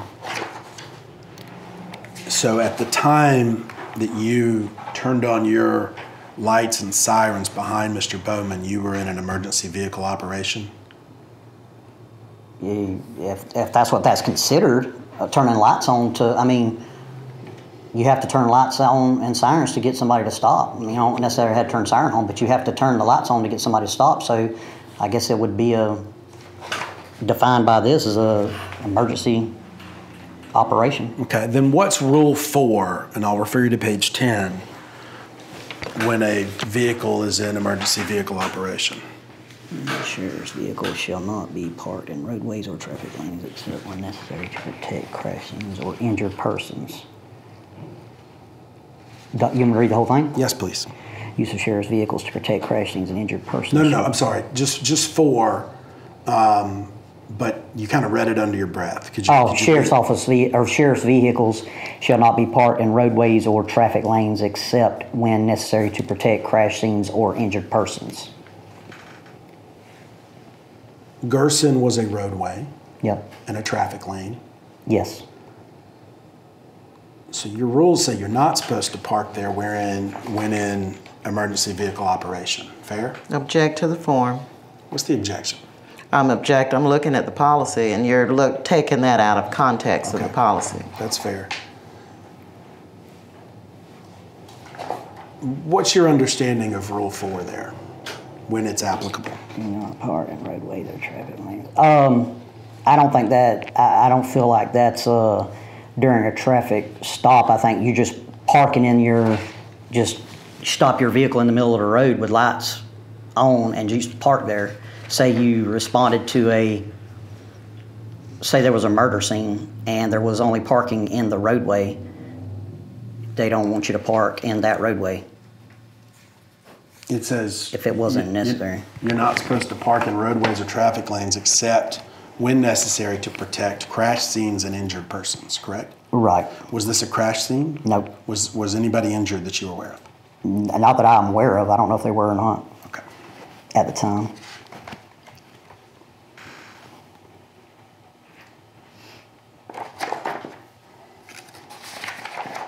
We'll attach that as Plaintiff's Exhibit 1.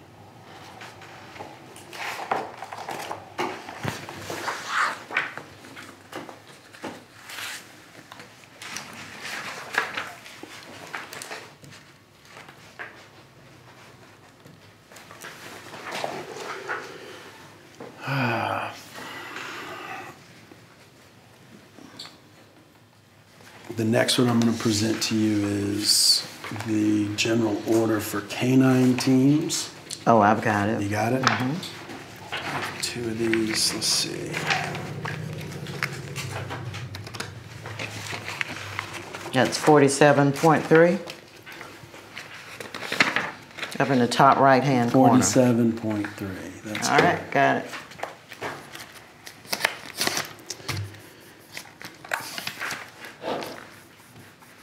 Referring to page 1, qualifications for canine handlers.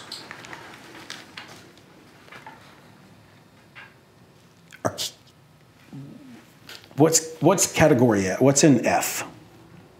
What page are you on? Page 1, E to F. Okay. Mr. Harvey. Just the F. Yes. Candidates must be known to have a mature, patient, decisive, self-controlled, good-natured, and disciplined personality. Now, is that for the dog or for the person? I believe this is it says qualification for selection of canine handlers. Okay. So that's the person. Yes. What's J? The deputy have the ability to physically and vocally control a canine's actions. What does that mean? Meaning when the canine is trained, you can control the canine and he listens to what you say.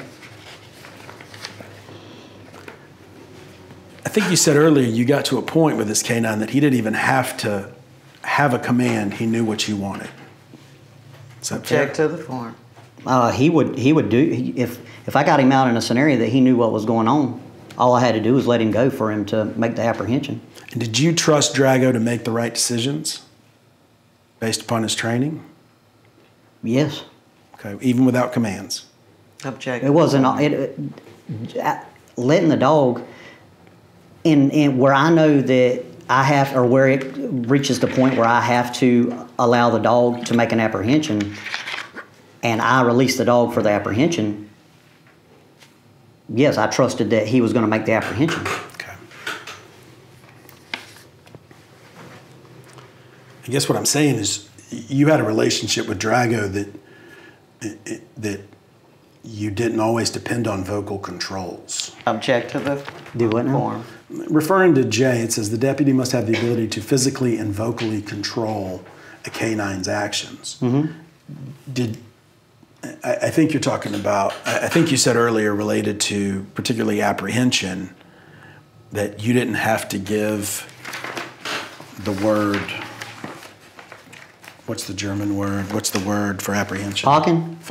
Parking. You got to a point that you didn't feel like you needed to give the word parking for Drago to go apprehend. Object to the form. He, at that time, I didn't have to because he went and apprehended like I wanted him to. Okay. So I didn't have to tell him parking. The dog went in training. This is 4 years later. You know, after training over a period of time, the dog you can, like I've said over and over again, the scenario was a scenario done before. When I let go of the dog, I didn't have to tell him parking. He went and done what I wanted him to do. Okay.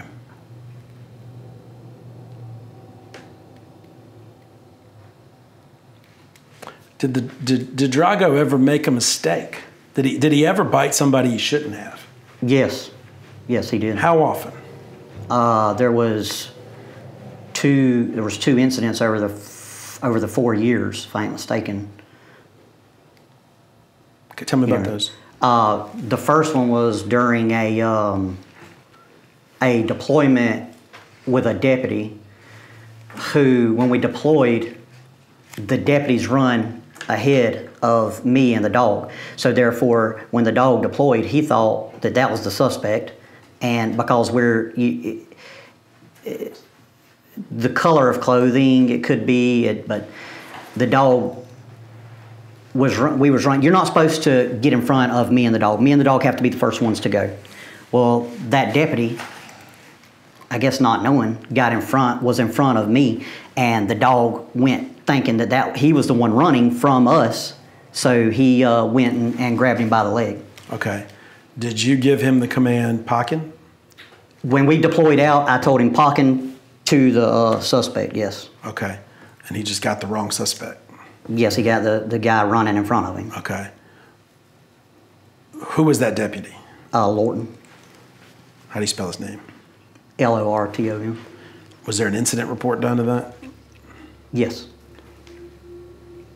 You sure of that? Huh? You sure? Yeah. Okay. What was the other one?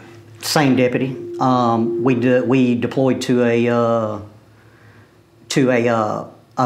gymnasium, and now all deputies know that you don't be in the area of the dog while the dog's working. Well, that deputy didn't listen again. Entered the building of the gymnasium. Doors are along the walls of the gym, along the walls of the gym. The dog goes in. The dog starts checking doors. I walk out there into the middle of the gymnasium, and I'm watching. He's going around. He checks the doors. He goes around. Well, I didn't know the deputy walked in behind me and was going and checking doors also. You don't do that. And what the dog thinks is, I thought the dog was going over to continue checking the doors. And that's when the dog got there and met, and there a deputy stands, and he sniffs him and then bites him on the leg, because in those building clearing scenarios, the decoy will come out of the room, and then the dog will make a apprehension. So him walking down there checking doors and not supposed to be doing that, the dog ran over there and thought he was the decoy and bit him. Was Drago under a parking command at that point? No. Okay. Was there an incident with a vet? A what? A veterinarian? Not that I know of. Okay. When did the two officer or Deputy Lorton incidents happen? Do you recall what years? The first time was when we first got out of training. The second time was close to the end of my career, my time at the sheriff's office. So 3 years later. Okay. 2.5, 3 years later. Do you recall whether the second Lorton happened before or after the Martinez Bowman? I think that was before. Okay.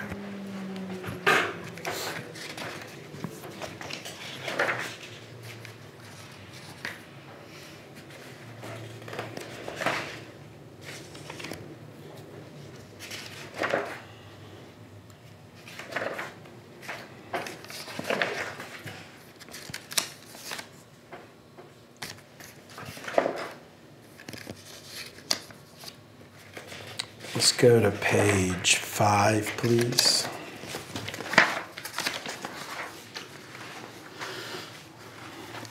Referring to number 7, calls for canine response. The following categories of calls should be considered as a response for canine teams.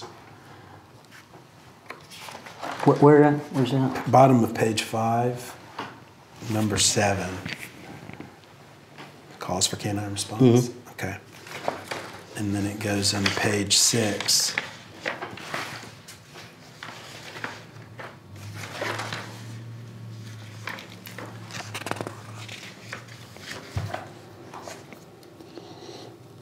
Which category was Drago used here? Oh, let's read this.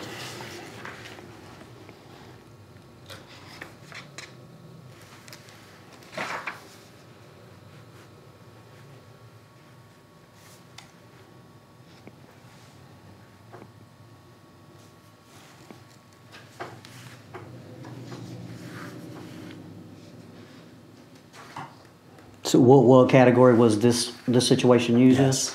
in? Any other call where, in the opinion of the canine handler, the team would be beneficial in assisting or functioning as the primary unit? Fair.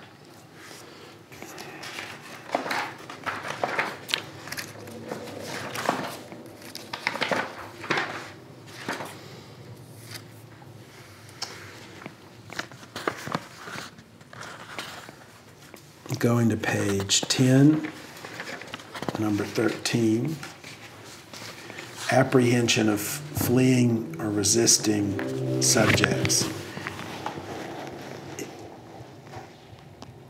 I'm assuming it is your opinion that at the time, Mr. Bowman was a resisting subject. Object to the form. Is that fair? He was resisting. Okay. He was not fleeing. Object. He had already fled in the vehicle. Are you That's aware- that's what counted as the felony stop, because the subject wouldn't stop the vehicle when lights and sirens was ordered. Are you aware that that was reviewed by a Columbia County jury? The fleeing, are you Was aware? reviewed? Yes, that there was a jury trial on whether this was a fleeing. Okay. Do you know what that jury determined? They determined that this was not a fleeing, that he was not guilty. Oh yeah. Well, I mean, a jury you can commit a crime and the jury finds you not guilty on it. The crime still could be committed. Look at Casey Anthony. Look at O.J. Simpson. A jury can find you not guilty on a crime, and you still committed the crime. Okay. That's your right to have it trial by jury. So you do not defer to a jury as an officer of the law? Do you not defer to officer of the law? a jury's verdict as an officer of the law? Object to the form. I don't. They're not sworn officers. No, not that. You, as a former officer of the law, I'm referring to you, not them. Are you not taught to defer to the criminal justice system? Strike that.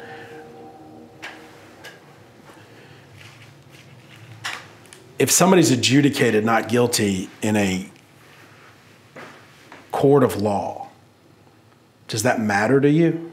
Object to the form. It's not that it don't matter. It's what the jury ruled on. If they ruled him not guilty, then they ruled him not guilty. Okay. It's not. It doesn't. I don't know what. I don't know what my. What do you, that it doesn't matter to me. Do you ever get? What if I got in trouble? I'd want, and I wasn't guilty of it. I'd want a jury of my peers, which is my right. Of course.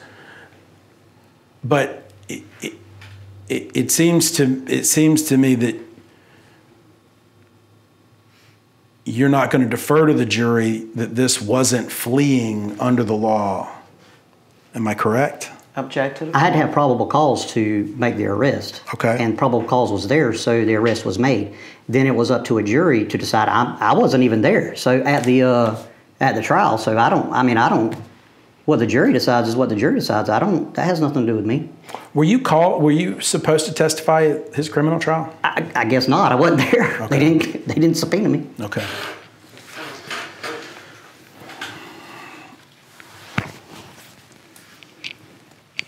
I mean, it was my case. I don't know why I wasn't. Did anybody have any conversations with you about why you weren't called to testify? No. Okay. 13B, sentence 2. The handler shall always consider the age, size, threat posed by a subject. Where? Sorry, page 10. Number 13, B, sentence 2. The handler shall always consider the age, size, threat posed by a subject to a deputy or citizen and the safety of any civilians in the area. Why is that important? What part of that is important? The size of the individual? Yeah, I mean, that sentence, is that... The age of the individual? I mean, you're not gonna, I would use some common sense. I wouldn't put I wouldn't have my dog apprehend 8-year-old that stole a piece of candy out of the Jiffy store if he ran from us. I mean, I don't feel like that would be the right thing to do. 8-year-old being this, a small juvenile or something. How tall was Mr. Bowman? I have no idea. He was a pretty tall guy. I mean, he's taller than me. I'm only 5'5", and he was taller than me. Okay. Do you know how old he was at the time? No. I mean, he appeared to be an adult. Okay.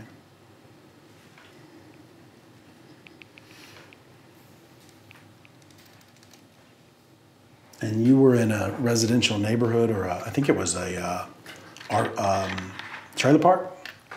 Yes, sir.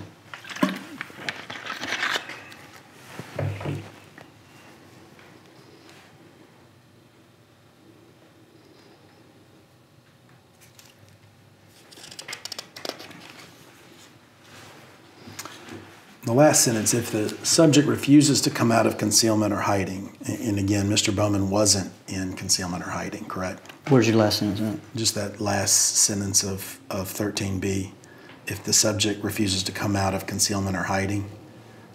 I just want to see if we agree that that's not applicable, because he wasn't in concealment or hiding. No, he wasn't in concealment or hiding. Okay.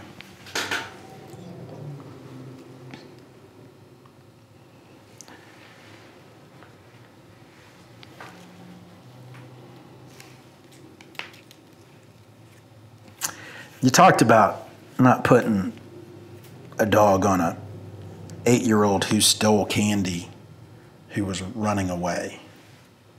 I wouldn't say putting the dog on him. I mean, I'd say conducting an apprehension. How would you treat that situation differently than this? As a 8-year-old child running, we would probably try to run him down, chase after him. I wouldn't put my dog, have my dog apprehend him. Okay. Small child, I have small kids. Wouldn't do that.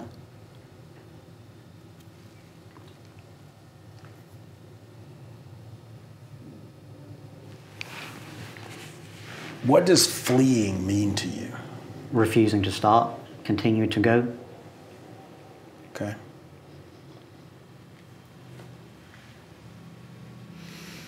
Can fleeing be on foot as well as in car? Yes. Okay. Hold on, let me see that.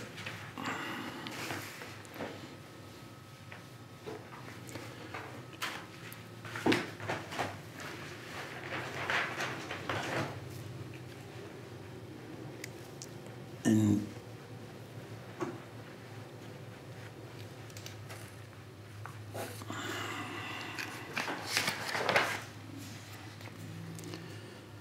page 11, number 15 discusses post-bite guidelines. Do you know if those were followed in this instance?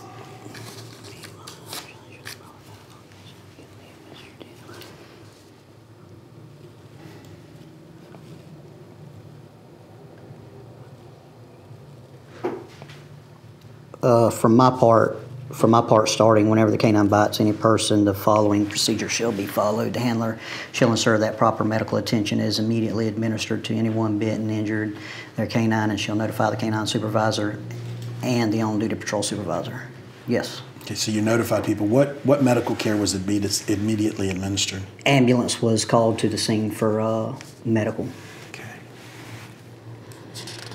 How long was Drago essentially on Bowman's leg? Do you know? It was, the dog's not removed until the subject has handcuffs behind his back. After the subject was apprehended, I run straight to him, tried to get his hands behind his back. He wouldn't put the hands behind his back. I finally got his hands forced behind his back and handcuffed him. When he was handcuffed, the dog was removed. So whatever, I don't know the time, but whatever, I mean, it's on video. You can hear the verbal stuff on video. So, I mean, we could look at the video and count how many seconds till he was released. Did you put a tourniquet or any bandage on Mr. Bowman's leg?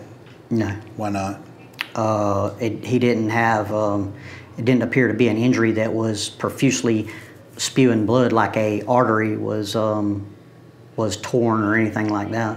Could you see the bone? I don't know I don't know about that. Who was the watch commander on scene? Sergeant Randy Harrison. Did he examine Mr. Bowman's injuries? I think so. I'm sure he did. I don't know what he did exactly. Did he take color photographs of the injury? I believe so.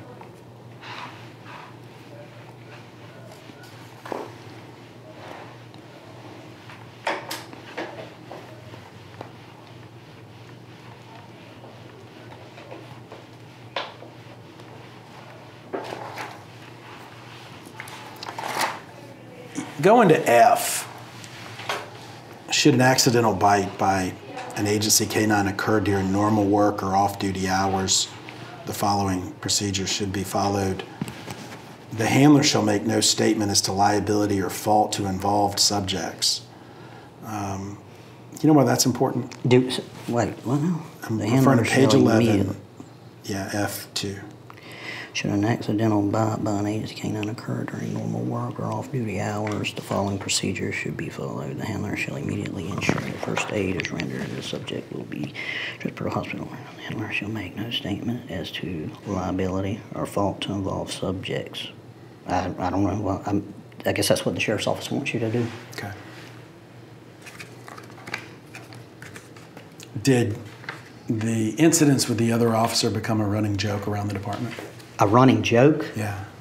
There's nothing jokingly about that. About him getting bitten? No, that's not a joke. So you didn't post to Facebook about it being a joke? No, I didn't. Okay.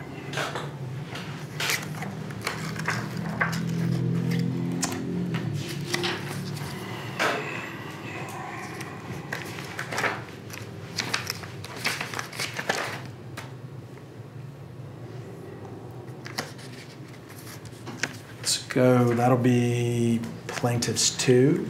Let me borrow this back from you. P2.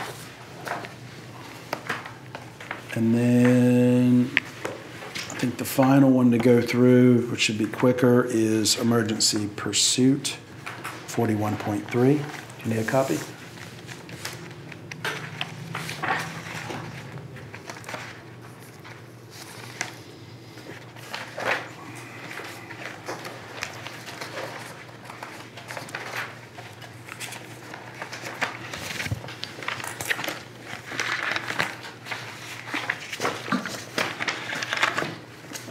You got it? I do. Okay.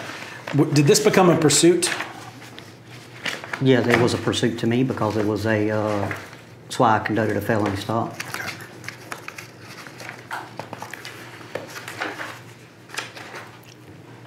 Page 4 of the pursuit general order discusses the precision immobilization technique, also known as a pit maneuver, there's a black mark. Do you know what that signifies, or what was there? Is that a high liability mark? Yeah. What is that? I mean, that's a very important okay. subject. So this isn't blocking somebody out. This means that this is important. There ain't nobody there to block Object to out. the form.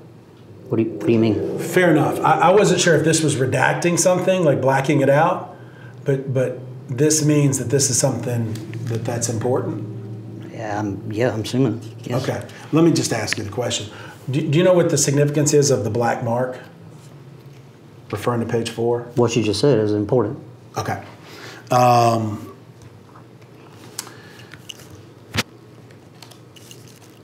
Did you perform a pit maneuver in this instance? No. Why not? We'll strike that. Were you planning to perform a pit maneuver? It was thought about, yes. Okay. Why did you not perform a pit maneuver? Because he was beginning to turn into the driveway. Okay.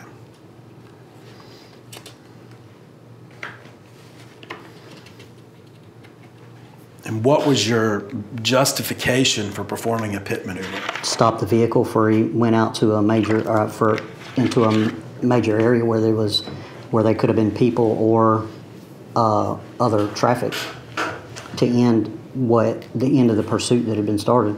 Did Mr. Bowman put on his turn signal before he started that left turn? Yes. Was he traveling at a low rate of speed down Gerson Road? Yes. Okay.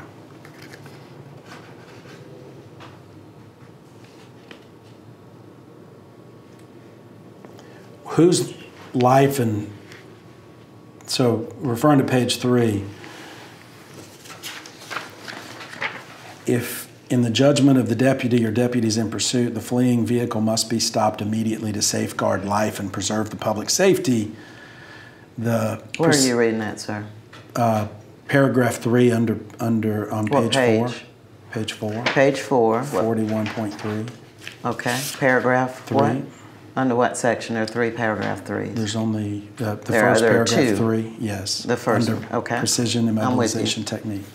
If in the judgment of the deputy or deputies in pursuit, the fleeing vehicle must be stopped immediately to safeguard life or preserve the public safety, the precision and mobilization technique, PIT, may be used. What was the justification related to the need to safeguard life and preserve public safety that you felt a pit maneuver was warranted for Mr. Bowman? Object to the form. You remember at the first you said that I don't know what Mr. Bowman was thinking. I didn't know what Mr. Bowman was thinking. I didn't know where he was going. Okay. So he could have continued to flee out into a busy area. He could have done anything from the time that he wouldn't stop. So therefore, to prevent that from occurring, the pit maneuver could have been used to immediately stop the vehicle.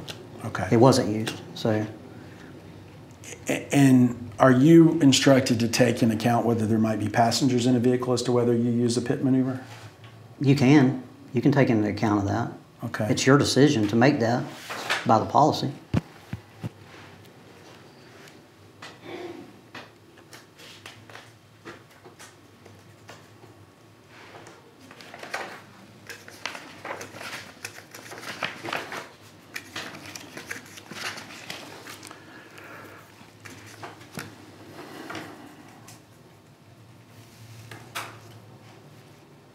When you drove a SUV looking vehicle, right? Yes, sir. How is Drago located in the vehicle? In a cage directly behind the front seats. Okay. How big is the cage?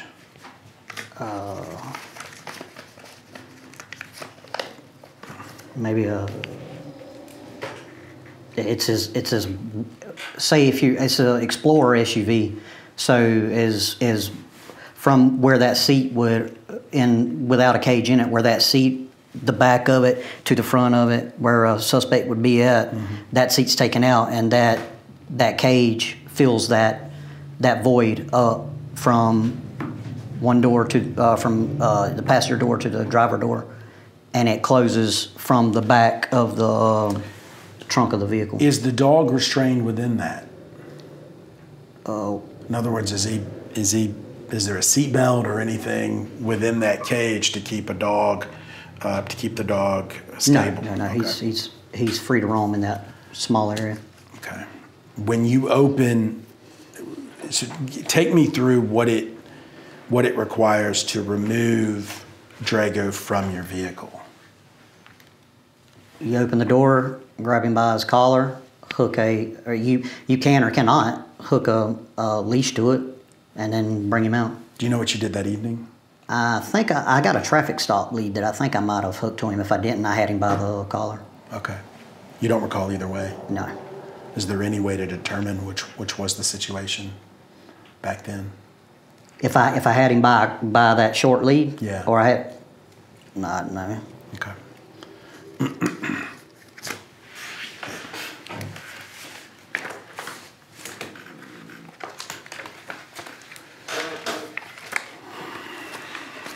Let's see, what else? Do you have a Facebook page? Yes, I do. We doing this one? Yeah, sorry. Pete, we'll move that as Plaintiffs 3.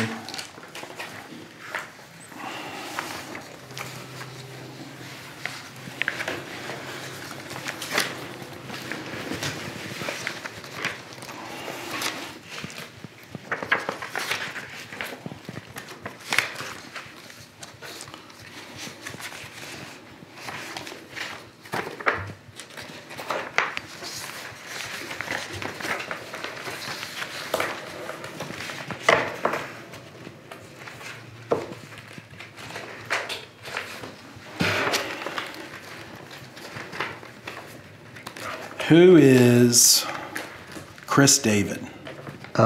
Shift deputy that was on shift with me. So at the time, he was employed by Columbia County Sheriff's Office? Yes. Okay.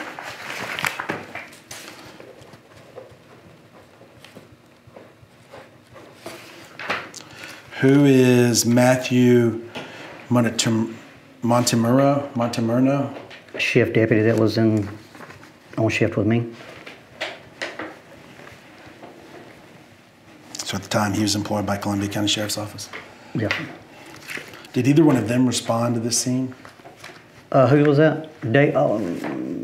Chris David or Matthew No, they Montemurno? didn't. No, they didn't. Monte Montemurno. Yeah. Murno. Stephen Kashigan, Khachigan. Who is that? Ketchigan. He's the PIO for the agency. And he was at the time of this? I don't know. Okay. Do you know if he responded to the scene? I don't think he did. And what is the PIO? Public information officer.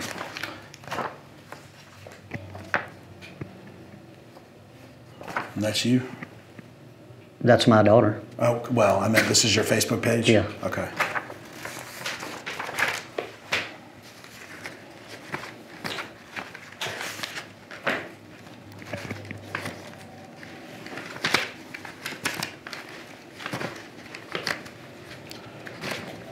And we'll run through some postings and just kind of try to understand them. Attach these as a composite exhibit after. Presented you with a photo that's dated December 19, 2020. Do you recognize that photo? Yes. Who's in it? Myself and Drago. Okay. Did you post that on your Facebook page? Yes.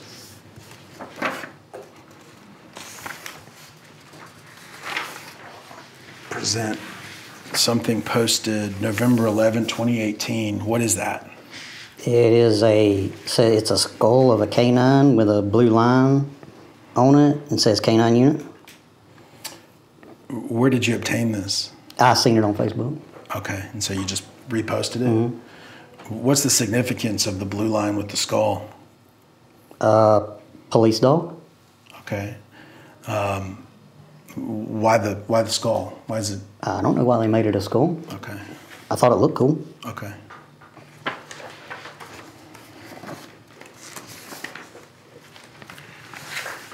Another post, September 2, 2015. What is this? This is a skull with a flag on the front, with a thin blue line flag on the front of it. It says, "Stop shooting at my brother's hers," meaning You can see the hers in a different color Right. just to set it off that it's both. this is in 2015 when it was such a high. There was a high thing going on with officers being shot.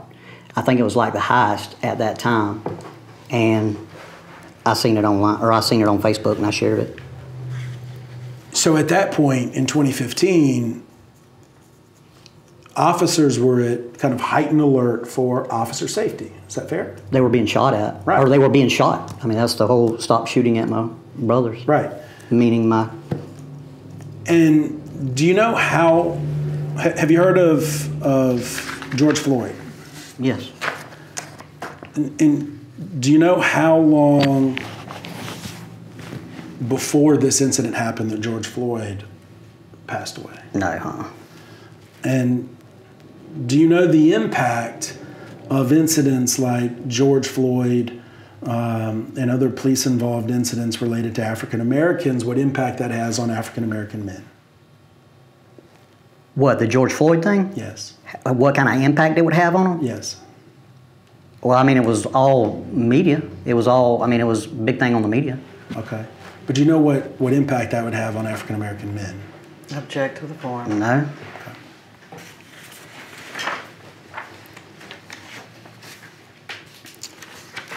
Referring to May 25, 2016 post. What is this one? Romans 13:4, with a skull with a thin blue line through it. For he is the minister of God to thee for good. But if thou do that which is evil, be afraid, for beareth not the sword in vain. For he is the minister of God, a revenger to execute wrath upon him. What does that say at the bottom? I don't know. I don't know either. This is a biblical verse. I'm a Christian. And Okay. I read the Bible. Okay. Did the Bible's not illustrated, right? The one that God wrote, it doesn't have pictures, right? No. Okay. So the photo of the skull with the blue line, that was not biblical. Is that fair? Yeah. I didn't make this. Okay.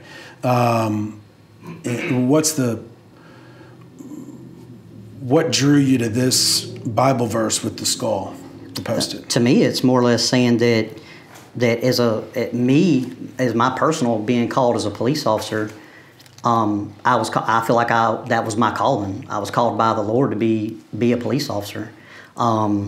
The revenger to execute wrath upon him, that's not. That don't mean me executing wrath. That's the court system, and it ain't wrath. It's a court system that an individual has to go through. But I mean, it's no different than in the Bible. It says if your left hand sins, cut off your right hand. We're not cutting off our right hand. It doesn't. It's not literally what it says. Okay. So you're not sending this message out to suspects that they should be afraid if they do wrong, because you're the minister of God as a law enforcement officer, and you're a revenger to execute wrath. Object to the form. I don't think I have any suspects on my Facebook page. Okay, fair enough.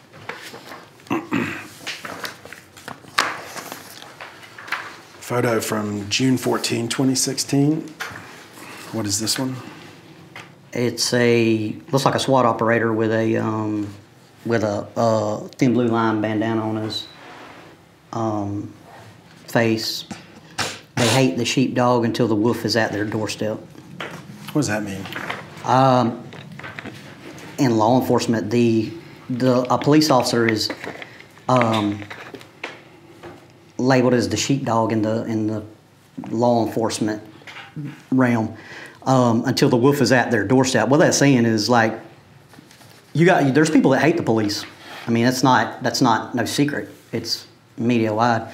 People hate the police and don't want anything to do with the police until somebody has committed a crime against them. Then they want to call the police. They hate the sheepdog until the wolf is at their doorsteps. And meaning when that crime is committed against them, then they call for the police. Okay.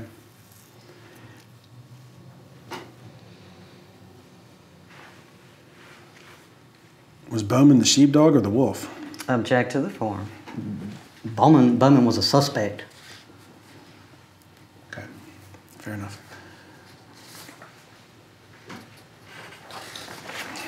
Sometimes Facebook doesn't put the date because it just tells you how many days ago it was. So we'd have to go look at the data. But do you recall this photo?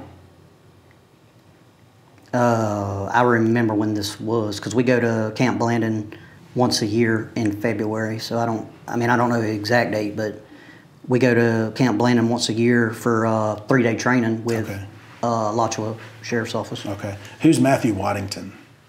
He was another canine handler with me.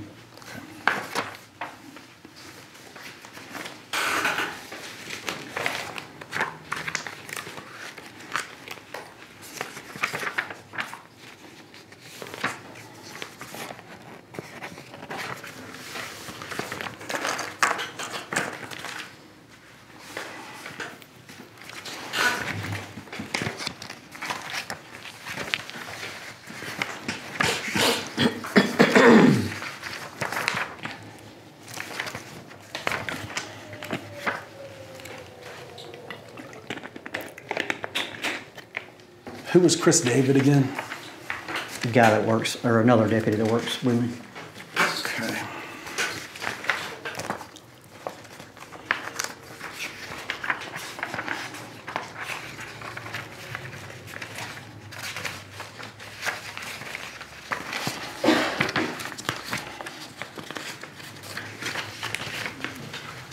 Let me borrow that as my copy too. And I guess that's memorializing that first page when Drago passed away. Yes. Okay. The next 2 pages, and I'll give it back to you.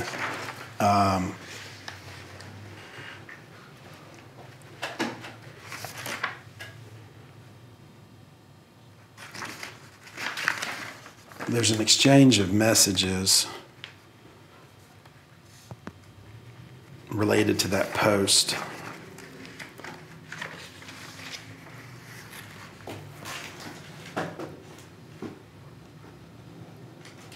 Here, I'll let you review those.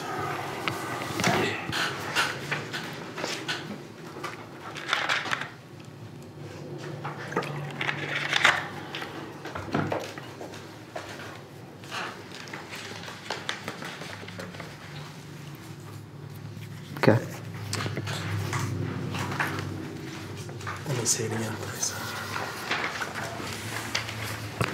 Who was Rebecca Miller? Do you know? Who? Rebecca Miller, the first person? I have no idea. Okay. And then,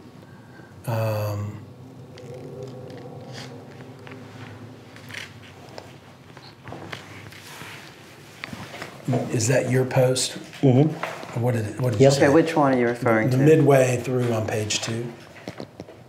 Where it says David Harvey. David Harvey? Okay. What did you say? It says, remember Drago was fresh from the kennel and we thought our new corporal was going to make a huge deal about it and we might have to do a report. Laugh emojis. Okay. Is that referring to the incident you told me about? No, this is when I first got out. I forgot about that actually. This is the first when I first got Drago, and the doing the report thing was a joking. That's why the laugh emojis are there. But I had the dog out on a lead. It was the bonding period that I explained to you earlier, and the associating with the other deputies. Well, the dog was just moving around, and this was before training, so he has no training whatsoever, and neither do I. It's just the bonding period.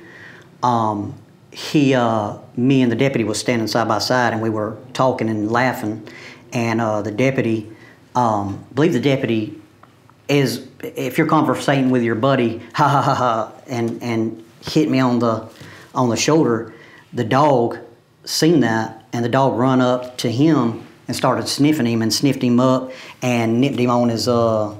By the time I grabbed him, he had nipped him on the arm. Okay. And the doing the report thing was joking because Blaine Cruz was a deputy together with us before he got promoted to corporal, and Deputy Cruz was there. So it wasn't nothing that should have been reported. I mean, you probably could have reported it if he wanted to, but I don't think it was nothing to be reporting. The protocol requires a bite to be reported. Well, we didn't consider when we consider it. I guess to you, a nip and a bite would be the same thing, right? What's the difference? A bite is grabbing a hold and causing an injury. This is the way I looked at it. But he nipped him when I grabbed him. The supervisor was there. Okay.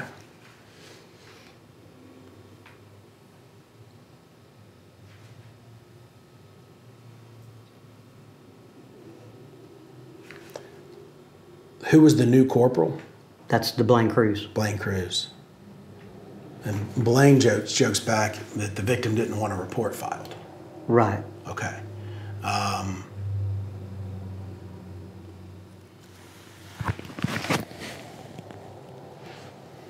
Okay.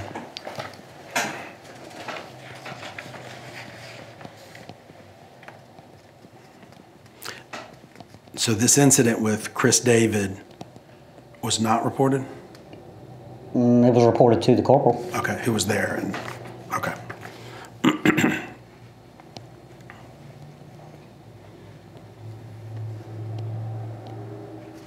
And then I think you made a joke at the end on the page 3. He was mouth hugging you? Mm-hmm. That's a joke? Yes, it was Okay. a joke. Okay. Attach that as composite.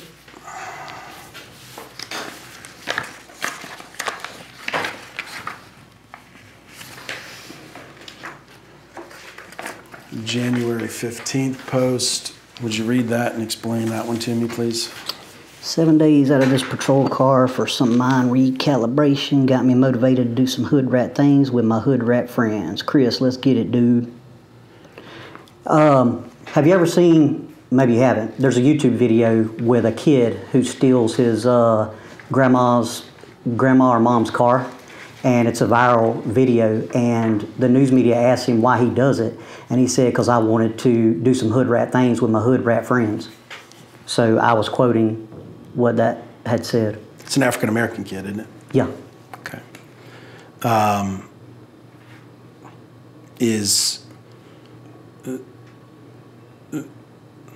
What did you mean, even quoting a viral video, what did you mean that you were in this statement?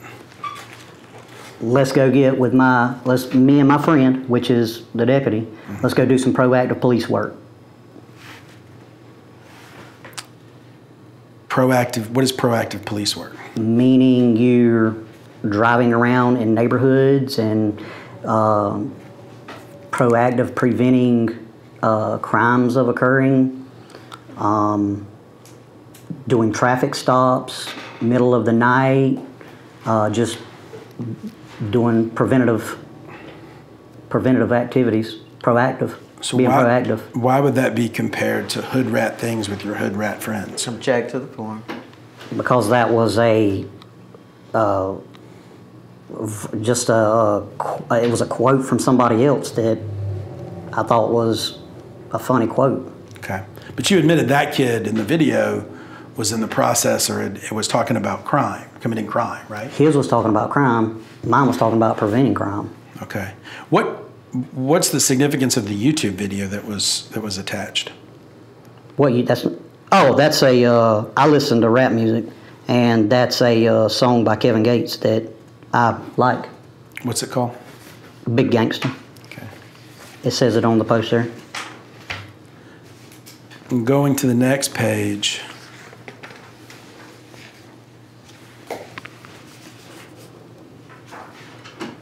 Who is Adam Dees, D-E-A-S? He's a friend I grew up with that lives in Tennessee. Okay. Is this what you're referring to as the joking thing? I mean, I think we discussed one of the joking things already. Huh? I think we discussed the joking thing and that other one about the bite. Oh, okay. Here, I believe this is, maybe it's not.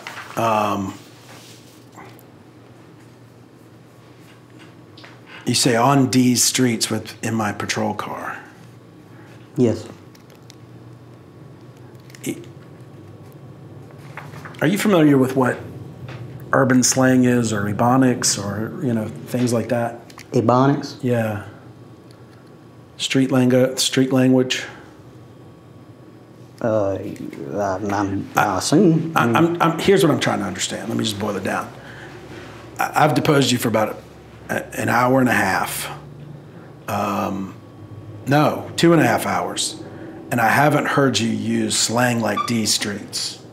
So what I'm trying to understand is why on Facebook do you use words like hood rat friends and D streets and not in regular conversation? Object to the point. Well, is it illegal to use any language I want to use? Absolutely not. So I can use any language I want to. I mean, I don't see a significance of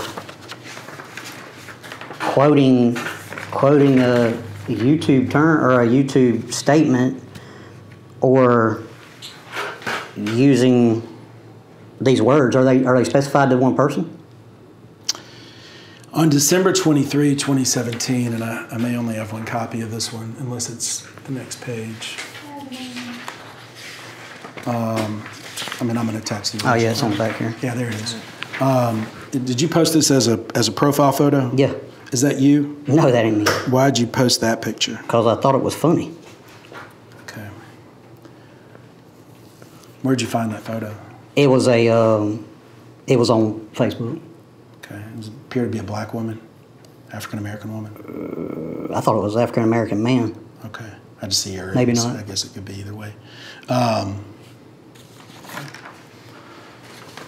And then is there one more photo? Is that it? No, that one. Is this a photo you posted? Yes. And what does it depict? It's depicting a training exercise where I have control of the dog it was a new exercise that I trained him on to where you could, because I was on the SWAT team too, so sometimes during a SWAT, during an entry, you'll take the dog in with you. I had trained the dog to be able to, I could call him from the vehicle without a leash on, and I would tell him to foos, and my stance, he knew that when he come to me, he would plots down under my feet. In a scenario that we were approaching a home or we were approaching to enter a home or something, that dog, I could say foos, and that dog would crawl between my legs with me being able to hold my weapon in my hand, and he would go with me. So I could actually go into a house, clear a room with him between my legs, follow me through the room, clearing the room, and then just say that in a scenario that you open the door and then there's a bad guy there, the dog, without me having to use lethal force, the dog could use non-lethal force by apprehending that subject. Okay. Let me see that text message. The kit text message you sent me. What does that beast mode mean? I look at that. It's just a term used for, say, a level of you're good at something. You're good at something, then beast mode would be, if there was a score of 1 to 10, beast mode is 1. We're in beast mode. We're good at what we're doing right here. Okay. This was Was this during an exercise this photo was taken, or was this posed? No, this was during exercise. Okay.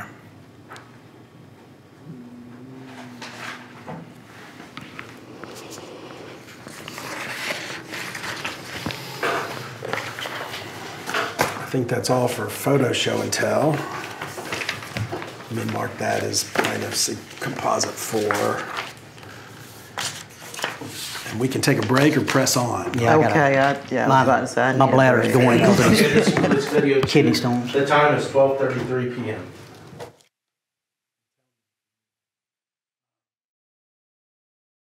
This is beginning of video 3. The time is 12:42 p.m. We're on the record. Mr. Harvey, this is going to be kind of the speed round. Not meaning we're going to go faster, but I'm just going to, things are probably not going to be as in order, right? I'm just going to ask questions and we'll try to get through them. But the good news is that's usually right as I'm completing. And I'll be doing some reading and mental edits while we're doing this, so just bear with me. Other than driving without observable taillights, at any point did you see Mr. Bowman driving erratically? Erratically? Yes. Not erratically, no. Okay. Did he swerve? No. Did his vehicle strike anything? No. Did he throw anything out the window that you observed? Not that I know of.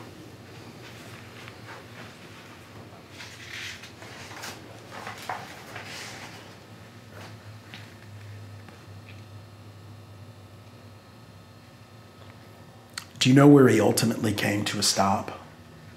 In front of a double-wide trailer. Right. Do you know who owned that trailer? I don't know who owns it, no. Okay. Did you run his tag? I think she was in the process of running the tag because I told her to go ahead and run it. Okay. Do you know if it came back with a match to the address he was going to? I have no idea of that. Okay.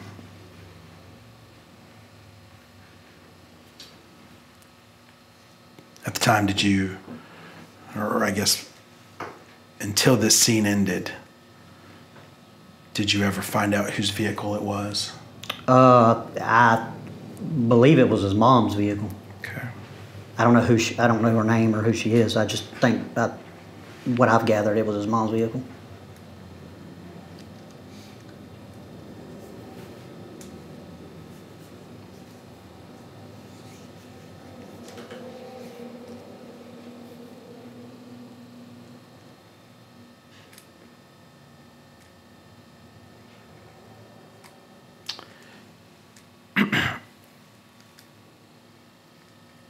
For Drago, there was no verbal command to release or apprehend. You just let go of his collar or his leash. Take to the farm. That's what I did. When I gave the subject the last warning to comply and he didn't, I let go of the either the collar or the leash, and the dog went straight to him. Okay. Was there any, and there was no order to stop the apprehension? No, I would have told him Drago Foos back to me if I didn't want him to make the apprehension. Did you tell him Foos at the end? How did Drago come to stop? When I got him handcuffed, I'll grab Drago by the collar, and Drago knows everything's repetitive with a dog. Once you've done something so many times, say on the decoy apprehension or bite, whatever you want to call it, during training, when you grab that dog, he will let go of it. Okay.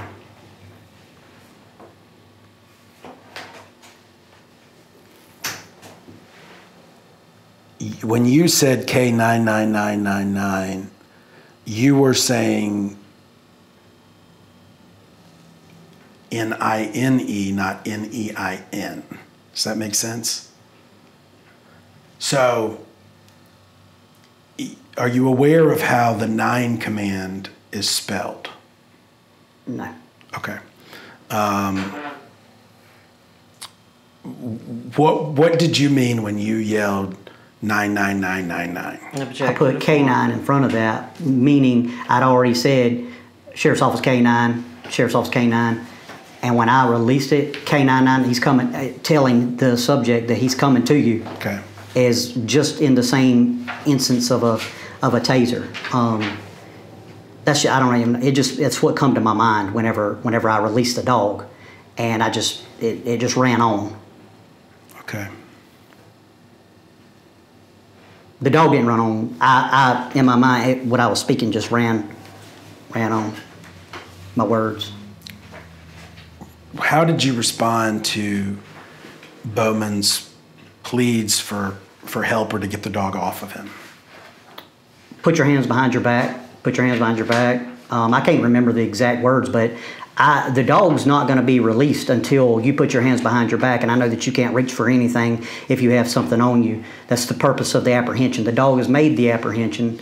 Therefore, when I get there, which I ran straight up there after the dog took him to the ground, I ran straight up there and had to force his hands behind his back. Once the hands were forced behind his back, and I removed the dog from him. Did you ever attempt to instruct Bowman to walk towards the other deputy? I don't remember that. Okay.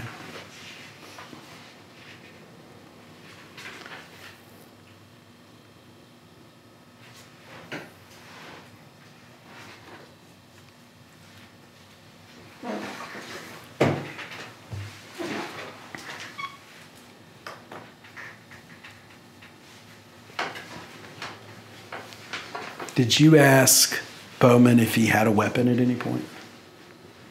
I don't remember that either.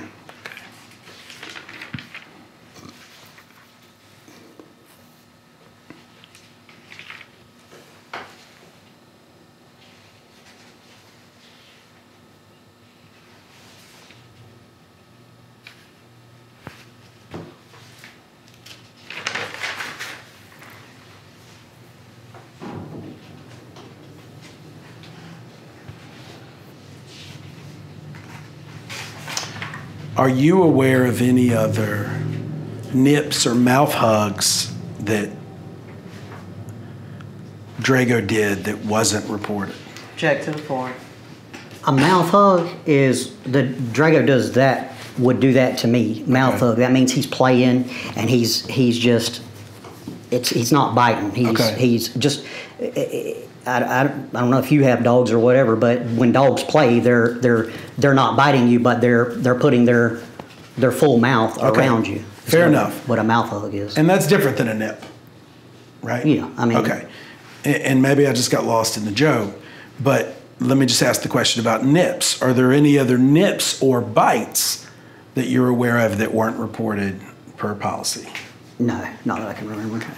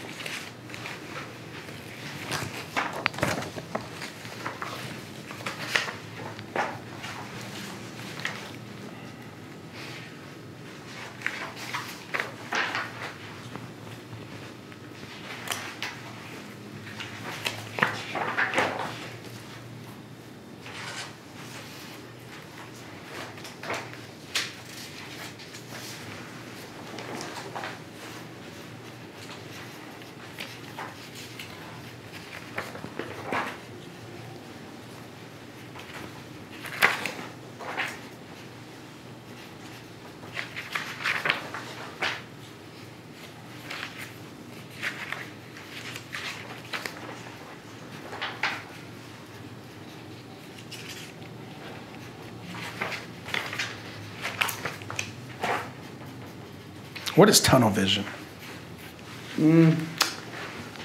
I'd say it was you get in a high stress situation and that's the only thing you're focusing on. Sometimes law enforcement officers can get into that tunnel vision and then not be, you lose sight of what's going on around you other than what you're directly focused on at that time. How did tunnel vision affect you on the night in question? Object to the form. But just the totality of the whole circumstance was stressful. I mean, it was stressful on both ends with me, and I'm sure him too. When you're in a situation like that, it's going to be stressful. It's not a calm, normal, common day conducting police work. When you get into a situation that revolved around. What's your training on de-escalation techniques? We had some de-escalation training, and I think it was on that Police One website or something like that. But you're supposed to try to de-escalate a situation. Nobody wants the situation to escalate to something that it's not, that it don't have to be. So we're trained to try to de-escalate a situation after you've gained control of the situation. Once you've gained control of the situation, you can start bringing your tone level down. You can start trying to talk to the individual. If we're referring to this specific thing, that didn't even occur because it stayed at a high, already escalated situation. I couldn't gain control of the situation because the subject wouldn't comply with what I was telling him to do. Is it your understanding of policy and procedure that de-escalation procedures only are to occur after you have control? I have no idea about that. Okay. I don't know about that. Well, you've referred to the fact that you weren't going to begin de-escalation until you had control. Fair? Yes, I had to gain control of the situation. Okay. Did you try using de-escalation techniques to gain control?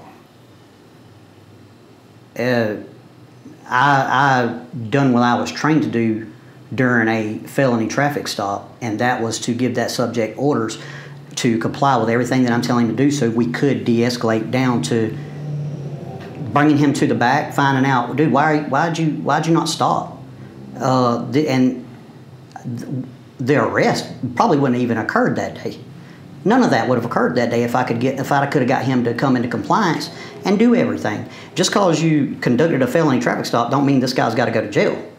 But it escalated to it went to a whole different way of we having to apprehend him to get him to come into compliance. And the basis of this being a felony traffic stop was your view that this was fleeing, correct? Was a refusal to stop, yes. Okay. Even though we've gone through regulations that talk about not pulling somebody over where lighting isn't sufficient, roadway isn't sufficient, you may be blocking driveways, you may be blocking a roadway. Are you trying?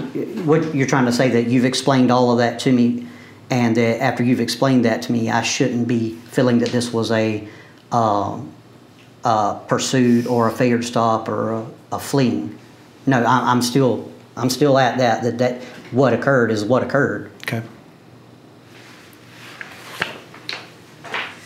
Even though a jury said what occurred wasn't what occurred. Object to A the jury form. can find somebody not guilty, even if they committed a crime. I explained that earlier. Okay. Yeah, and you referenced O.J. Simpson, I think, and Casey Anthony. Yes.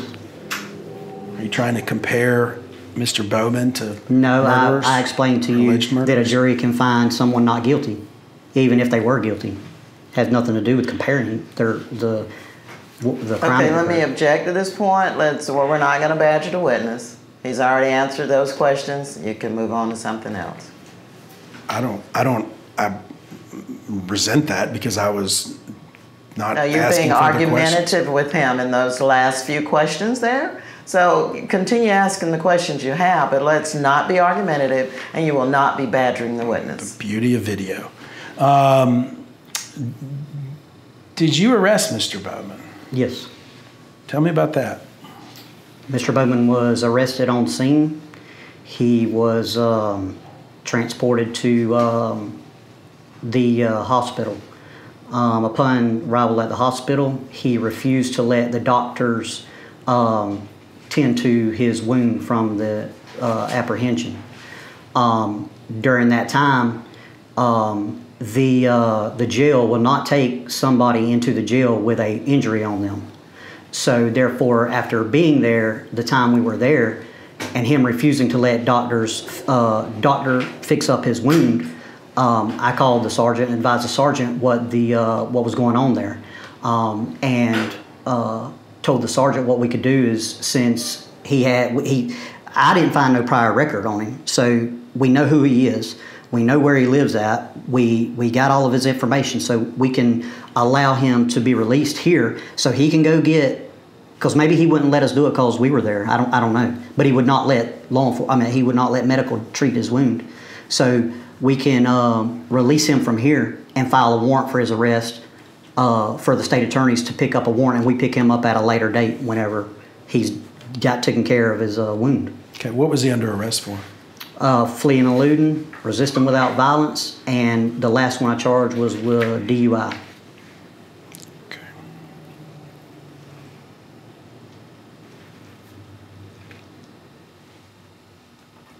Do you have training related to how canines respond to aggression in their environment?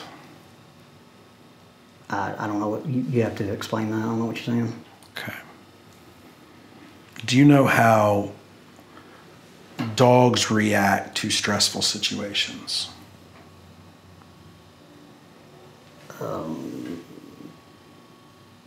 All I can tell you is what I was trained and what the dog under my command does, or during. I don't.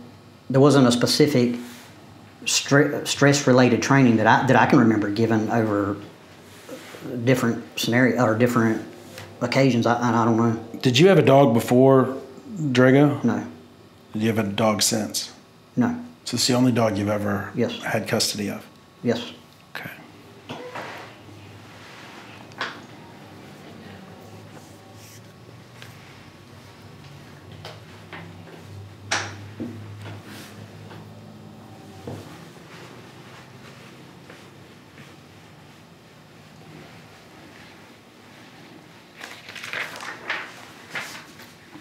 Silly question. Have you ever had any training in German? No, I talked about that earlier.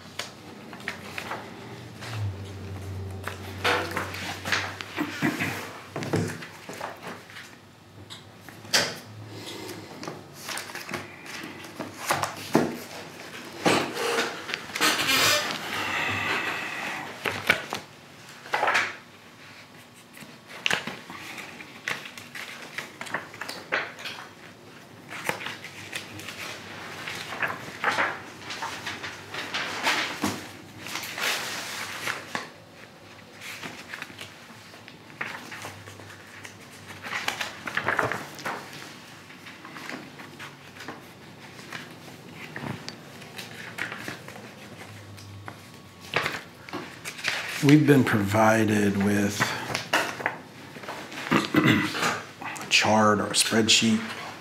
It's at Columbia Bowman 003289.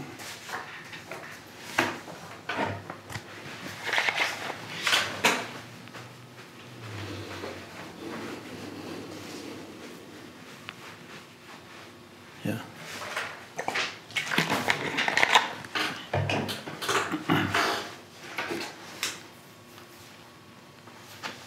What is this? That's what I'm asking. We were provided by y'all. It's the deployment logs for Jordan.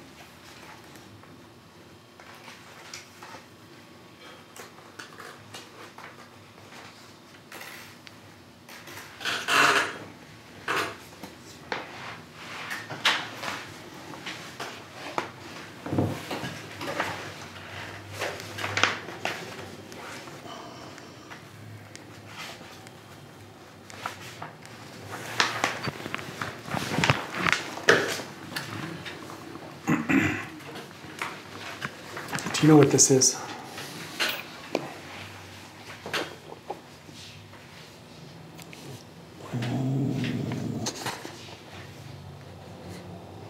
I think this is from our from the system, the canine deployment system thing that we use. Okay. How is it that you enter data that goes into that spreadsheet? Oh, I don't know how it goes into the Okay, spreadsheet. fair I enough. ain't never even printed a spreadsheet out. Okay. Have you ever seen that document before? Uh-uh. Okay. Borrow it again.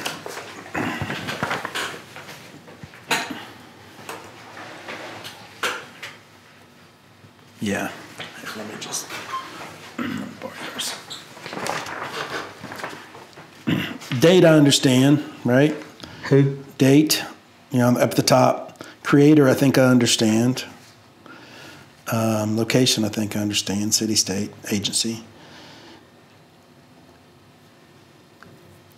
The other blocks, and the last 4 blocks particularly, do you know what those are? Object to the form. I don't know what that number. I haven't seen this in so long that I don't know what.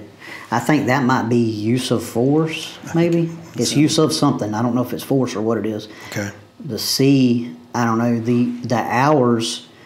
A lot of these entries are training entries for. That's how much time the dog was in training, and most of them are during shift. That's all I know. Maybe that's what call is, that if they're, and we're just kind of speculating together, I realize, but maybe the C is call, because hers shows call, and hers say true or false. So I'm wondering if the falses are training exercises. I can't remember how that thing goes. It's been a year and a half since I even looked at it. How many bite apprehensions has Drago done with you as his handler? Over a 4-year period, maybe bite itself. Now, because you can have a non-bite apprehension too, which is whoever you showed the force of the canine. That means they complied, so you didn't have to have a bite, but it's still considered as an apprehension because they complied with the showing of the force of the dog. But the physical apprehension itself, I don't remember all of them. I'm just going to give you a number. I think maybe over a 4-year period, maybe 6 or 7. There was one I've seen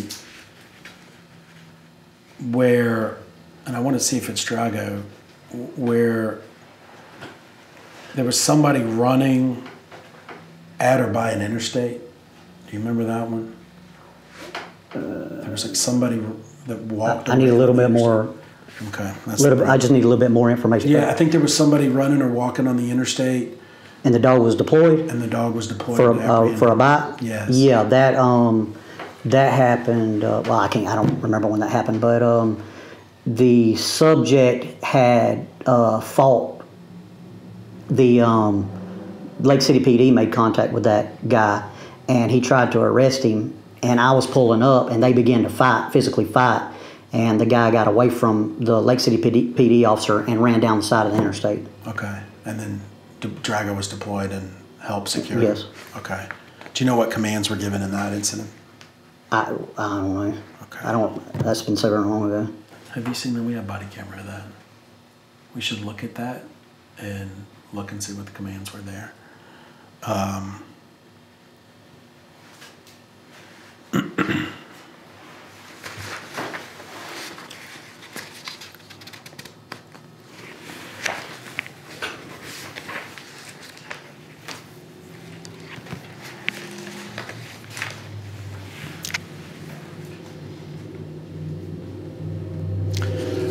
Do we have this as a spreadsheet? We've asked for it. Because I need to expand the. Yeah.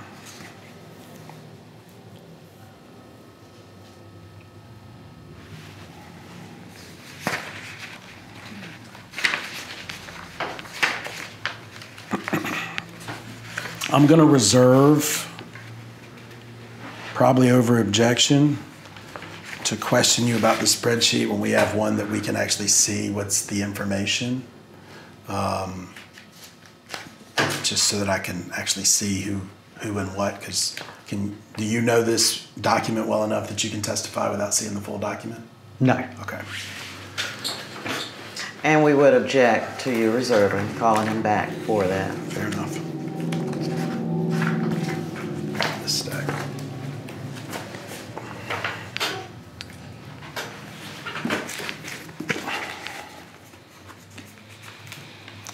There was something on that document she wanted me to ask about. Do you remember? Yeah. Mine is longer than yours. Yes. That incident? Yeah. That's the problem. I can't read it. Do you remember an incident? Hold on. Let me find it on here. I have this big stuff. Yeah, but mine's different. This is different. 32. I pick up at 3289.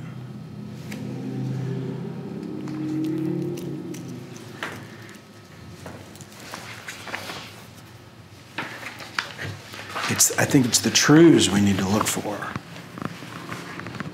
Because I think he might be right that, or I'm kind of talking to myself on the record, but that the falses are training exercises.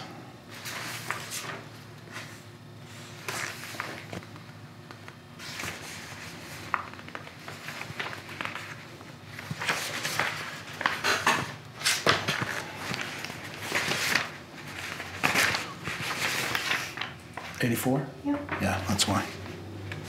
But then I go 85, and then I skip 86, 87, 88. Skip 86, 87, 88? Me too. Okay. All right, I think I know where you're going to answer this, but...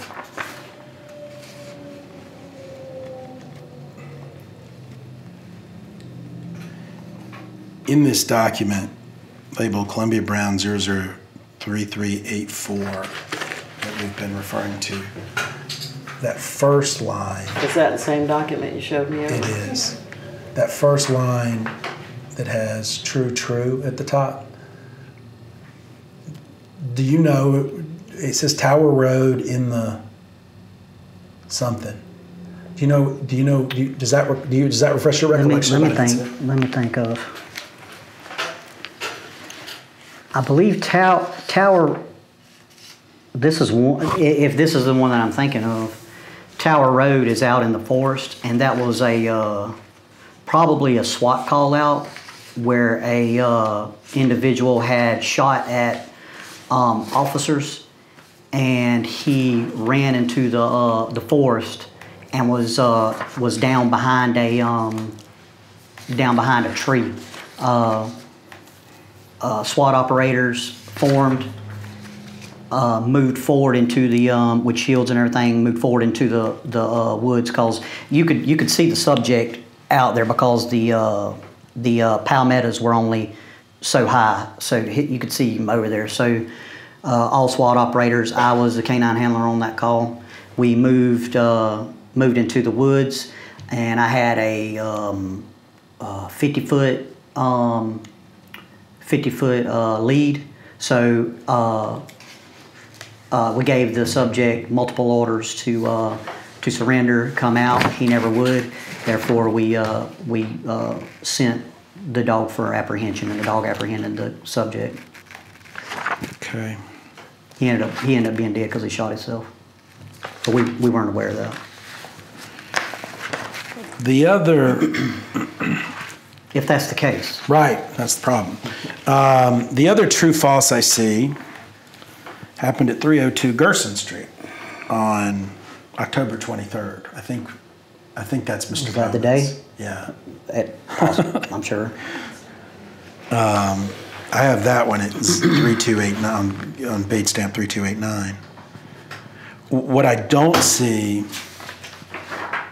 and I know this is almost unfair of you asking you about a form you don't know, but this is the best I got. I got to figure out something. I mean, this is just entries. Right. And you see how many entries is in there, so I Correct. couldn't tell you what every entry Well, and was unless I remember. I'm what it concerned. was. The ones I want to look at are the ones that are under use of force. what we think is use of force. And I don't see, I only see those two.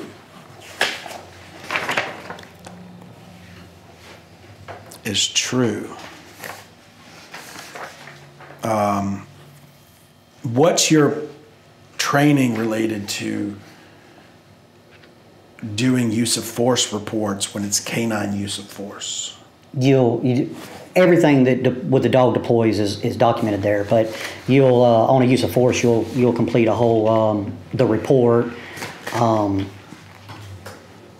don't think there's a second. Oh well, in that system, in that report system, there is a use of force tab in that report system. So you would go into that use of force tab and document the entire use of force.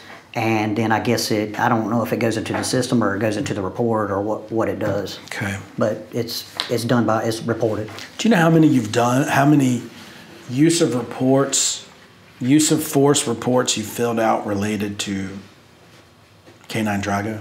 No, I don't know how many there were. More than 10? I have no Check the idea. form. Okay.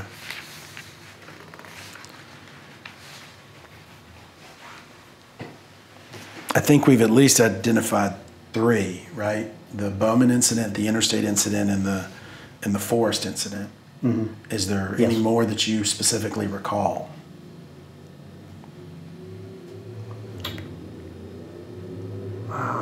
There was one I remember was it was in the city, Lake City, and a guy had a felony domestic, and he was seen running behind the house. They called me for a search, area search. As we conducted the area search, he was next to the door and a grill, and he had taken the grill cover and stuck it over him and squatted down, and the dog found him there. So, and that was an apprehension. But was there physical contact with the canine for that one? He bit. He had apprehension. Okay. I didn't know if he could get to him through the grill cover. I didn't. Yeah. Well, his feet were hanging out at the bottom. He was squatted down. I mean, the grill cover didn't go all the way. And then when he felt the dog coming, he got out of that grill cover and tried to enter into the house. Sounds like a cartoon.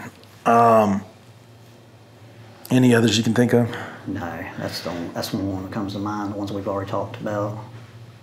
Use of force reports, regardless of the nature of force against you, or misconduct claims against you. That's my next subject header.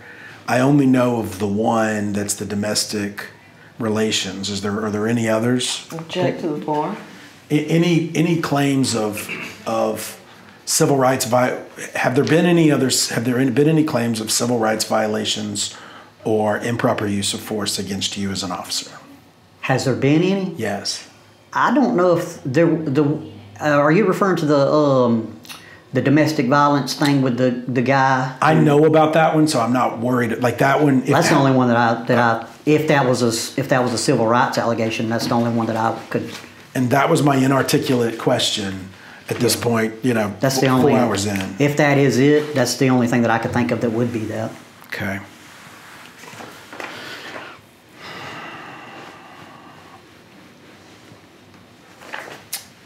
The Alachua County Sheriff's Office Canine Unit Basic Team Training Course. I'm just going to hold up the cover.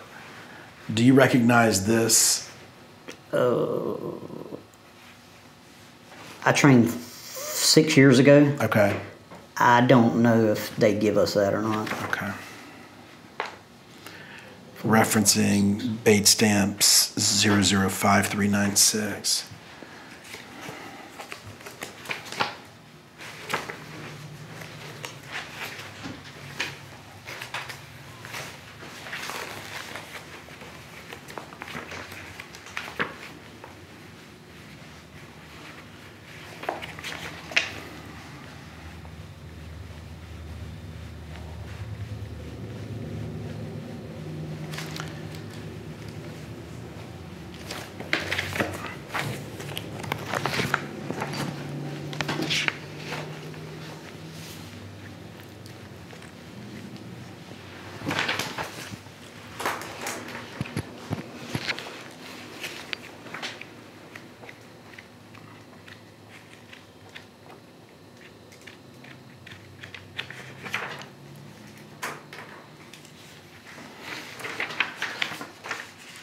Are you aware of training that states canine handlers should exhaust all reasonable means to effect an arrest without incurring a dog bite? Is that in the policy, or is that a policy? I'm just asking you if that's what you're I'd have to read that. I haven't read that stuff in so long. I don't remember what all that says. Do you know if it's the standard that you're supposed to use that canine handlers should exhaust all reasonable means to effect an arrest without incurring a dog bite? Object to the form. It sounds like common sense. Okay.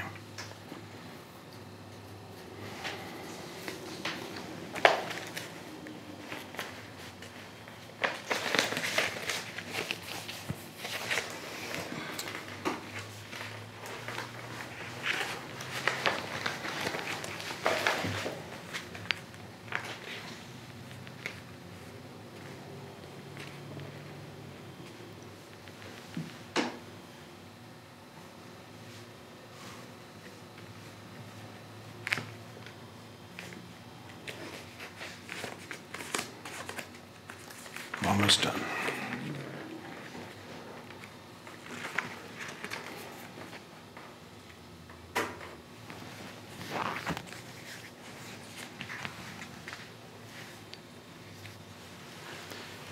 Once you let go of the collar or the what'd you call it that Drago might have been on that Traffic lead. the lead. Once you let go of the collar or the lead, is there, you have no further touch or control, physical touch or control of Drago, right? It's not like a long leash that you have. Okay. I mean, unless that, just like I told you, the guy who shot at law enforcement, he stayed out, because that guy, it was 50 feet. Okay. Didn't want him, I didn't want to get, I kept hold of him in case the guy tried to grab him or something, but he wasn't alive, so.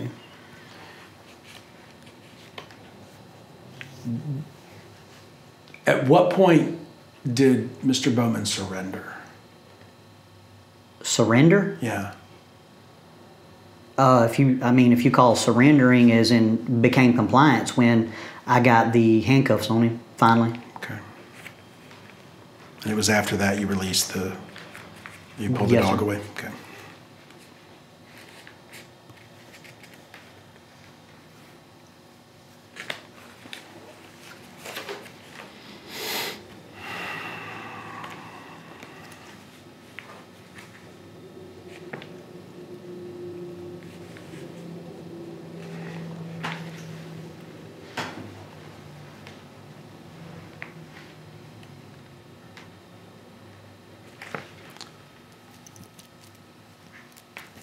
Found some good stuff, or somebody found some good stuff in this binder.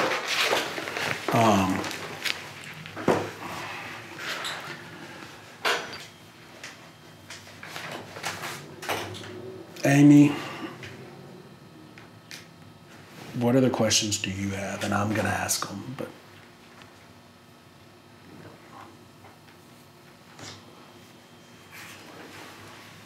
Short of going through the video. I'd rather save that for later. Is there anything else? Let's take a quick break and we'll finish Certainly. up. Okay, time off the Still record, within. 1:20 p.m.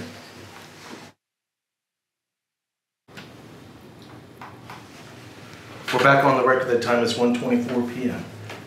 Have you heard officers in your unit, if I say the N-word, I'm referring to the word spelled Nigger, okay? Have you heard officers at Columbia County Sheriff's Office use that word to refer to anyone? Object to the form. Okay.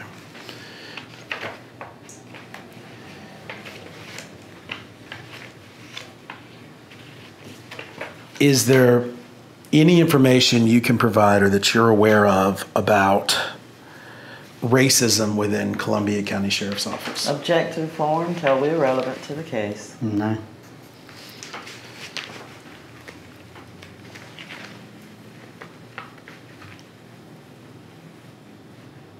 Why were you policing that particular area on that day?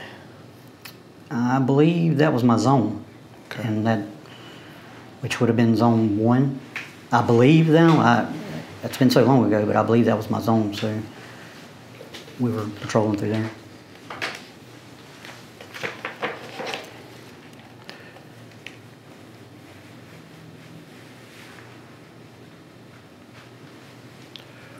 Did you have your firearm or taser pointed at Mr. Bowman during this encounter? Taser. Okay. Because it was less lethal, and she had lethal on him. That's what the red dot was. That he's talking about the red dot. How far would your taser fire? It's on. I think it only reaches 25 feet, and that was the issue that I ran into. When you deploy a taser and a person sees that red dot, usually they're 99% of the time they don't want to be tased, so they become compliant, and it's just more. You hope that it's more of a show than you having to use it every time. But he was so far away, I didn't think that the barbs would reach him. Okay. You were under lethal cover, right? Mm-hmm. Why didn't you move forward to a range within the taser? Come out from behind cover where I was at and just go up there and no. Because I wasn't putting myself in that position. Okay. I had a door covering me. Okay. So I wasn't coming out from behind that door not knowing what could have been there, what he could have had. Okay. And you also had an officer with lethal force pointed at Yes. him. Okay.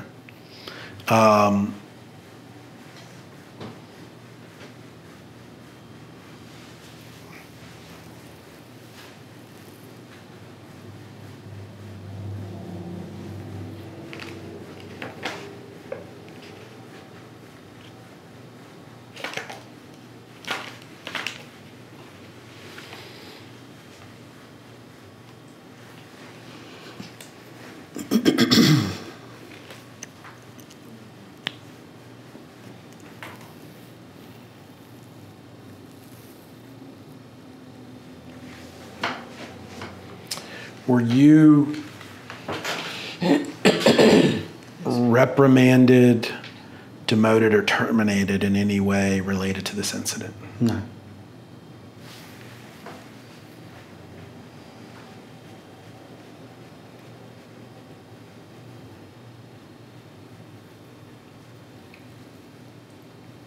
When's the last time you saw Mr. Bowman? The night of that. Incident? Mm-hmm. Yeah. I didn't Yes. hear you finish the sentence. I just want to make sure the record Oh, is... yeah, the night of that incident. Okay, fair enough.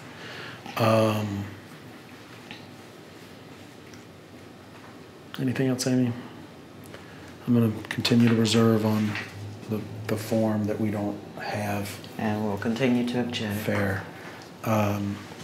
Other than that, thank you for your time and for your former service. I appreciate you. Okay, I've got a couple of questions for you. In reference to the precision immobilization technique referred to as the PIT technique, Yes, ma'am. you were asked several questions by Mr. Phillips in regards to that technique. Yes. Let's make certain the record is clear. Did you perform the PIT maneuver on the night of Mr. Bowman's arrest? No, ma'am. Okay.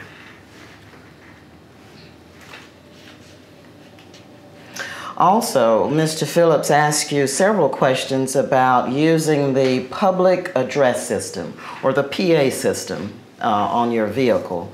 And you say you did not use that, right? Yes, ma'am. Was there any issue with Mr. Bowman hearing your commands that you were stating to him? No, ma'am. I don't know if he had any medical issues or whatever, but I don't think I was loud enough, and the way that I was trained to call verbally was so if there's anybody in the area that can hear, I'm loud enough that I yell loud enough that anybody around could hear, in case that we got to get witness statements from other people to say what they saw or anything like that. I mean, I was loud enough that the girls inside that vehicle were hollering, telling him to do what I was saying, and I could hear them in there telling that. And that's my next question. Could you hear what Mr. Bowman was saying to you? Yes. Okay. Could you hear what the other, the passengers in the vehicle were saying to Mr. Bowman? Yes. Okay, so there was no issue of whether Mr. Bowman could hear the commands that you gave him? No, ma'am. Okay. Thank you. I don't have any other questions. Read or wave? If this is typed up, you have the option to read it for accuracy, or you can waive it. I suggest you read it, Okay. and we will coordinate getting that to you. If Mr. Phillips orders it, we'll get a copy. Okay. But we'll have you read it for any corrections you need to make in the record, okay? All right. Okay, this concludes the video recorded deposition of David Harvey. The time is 1:30 p.m.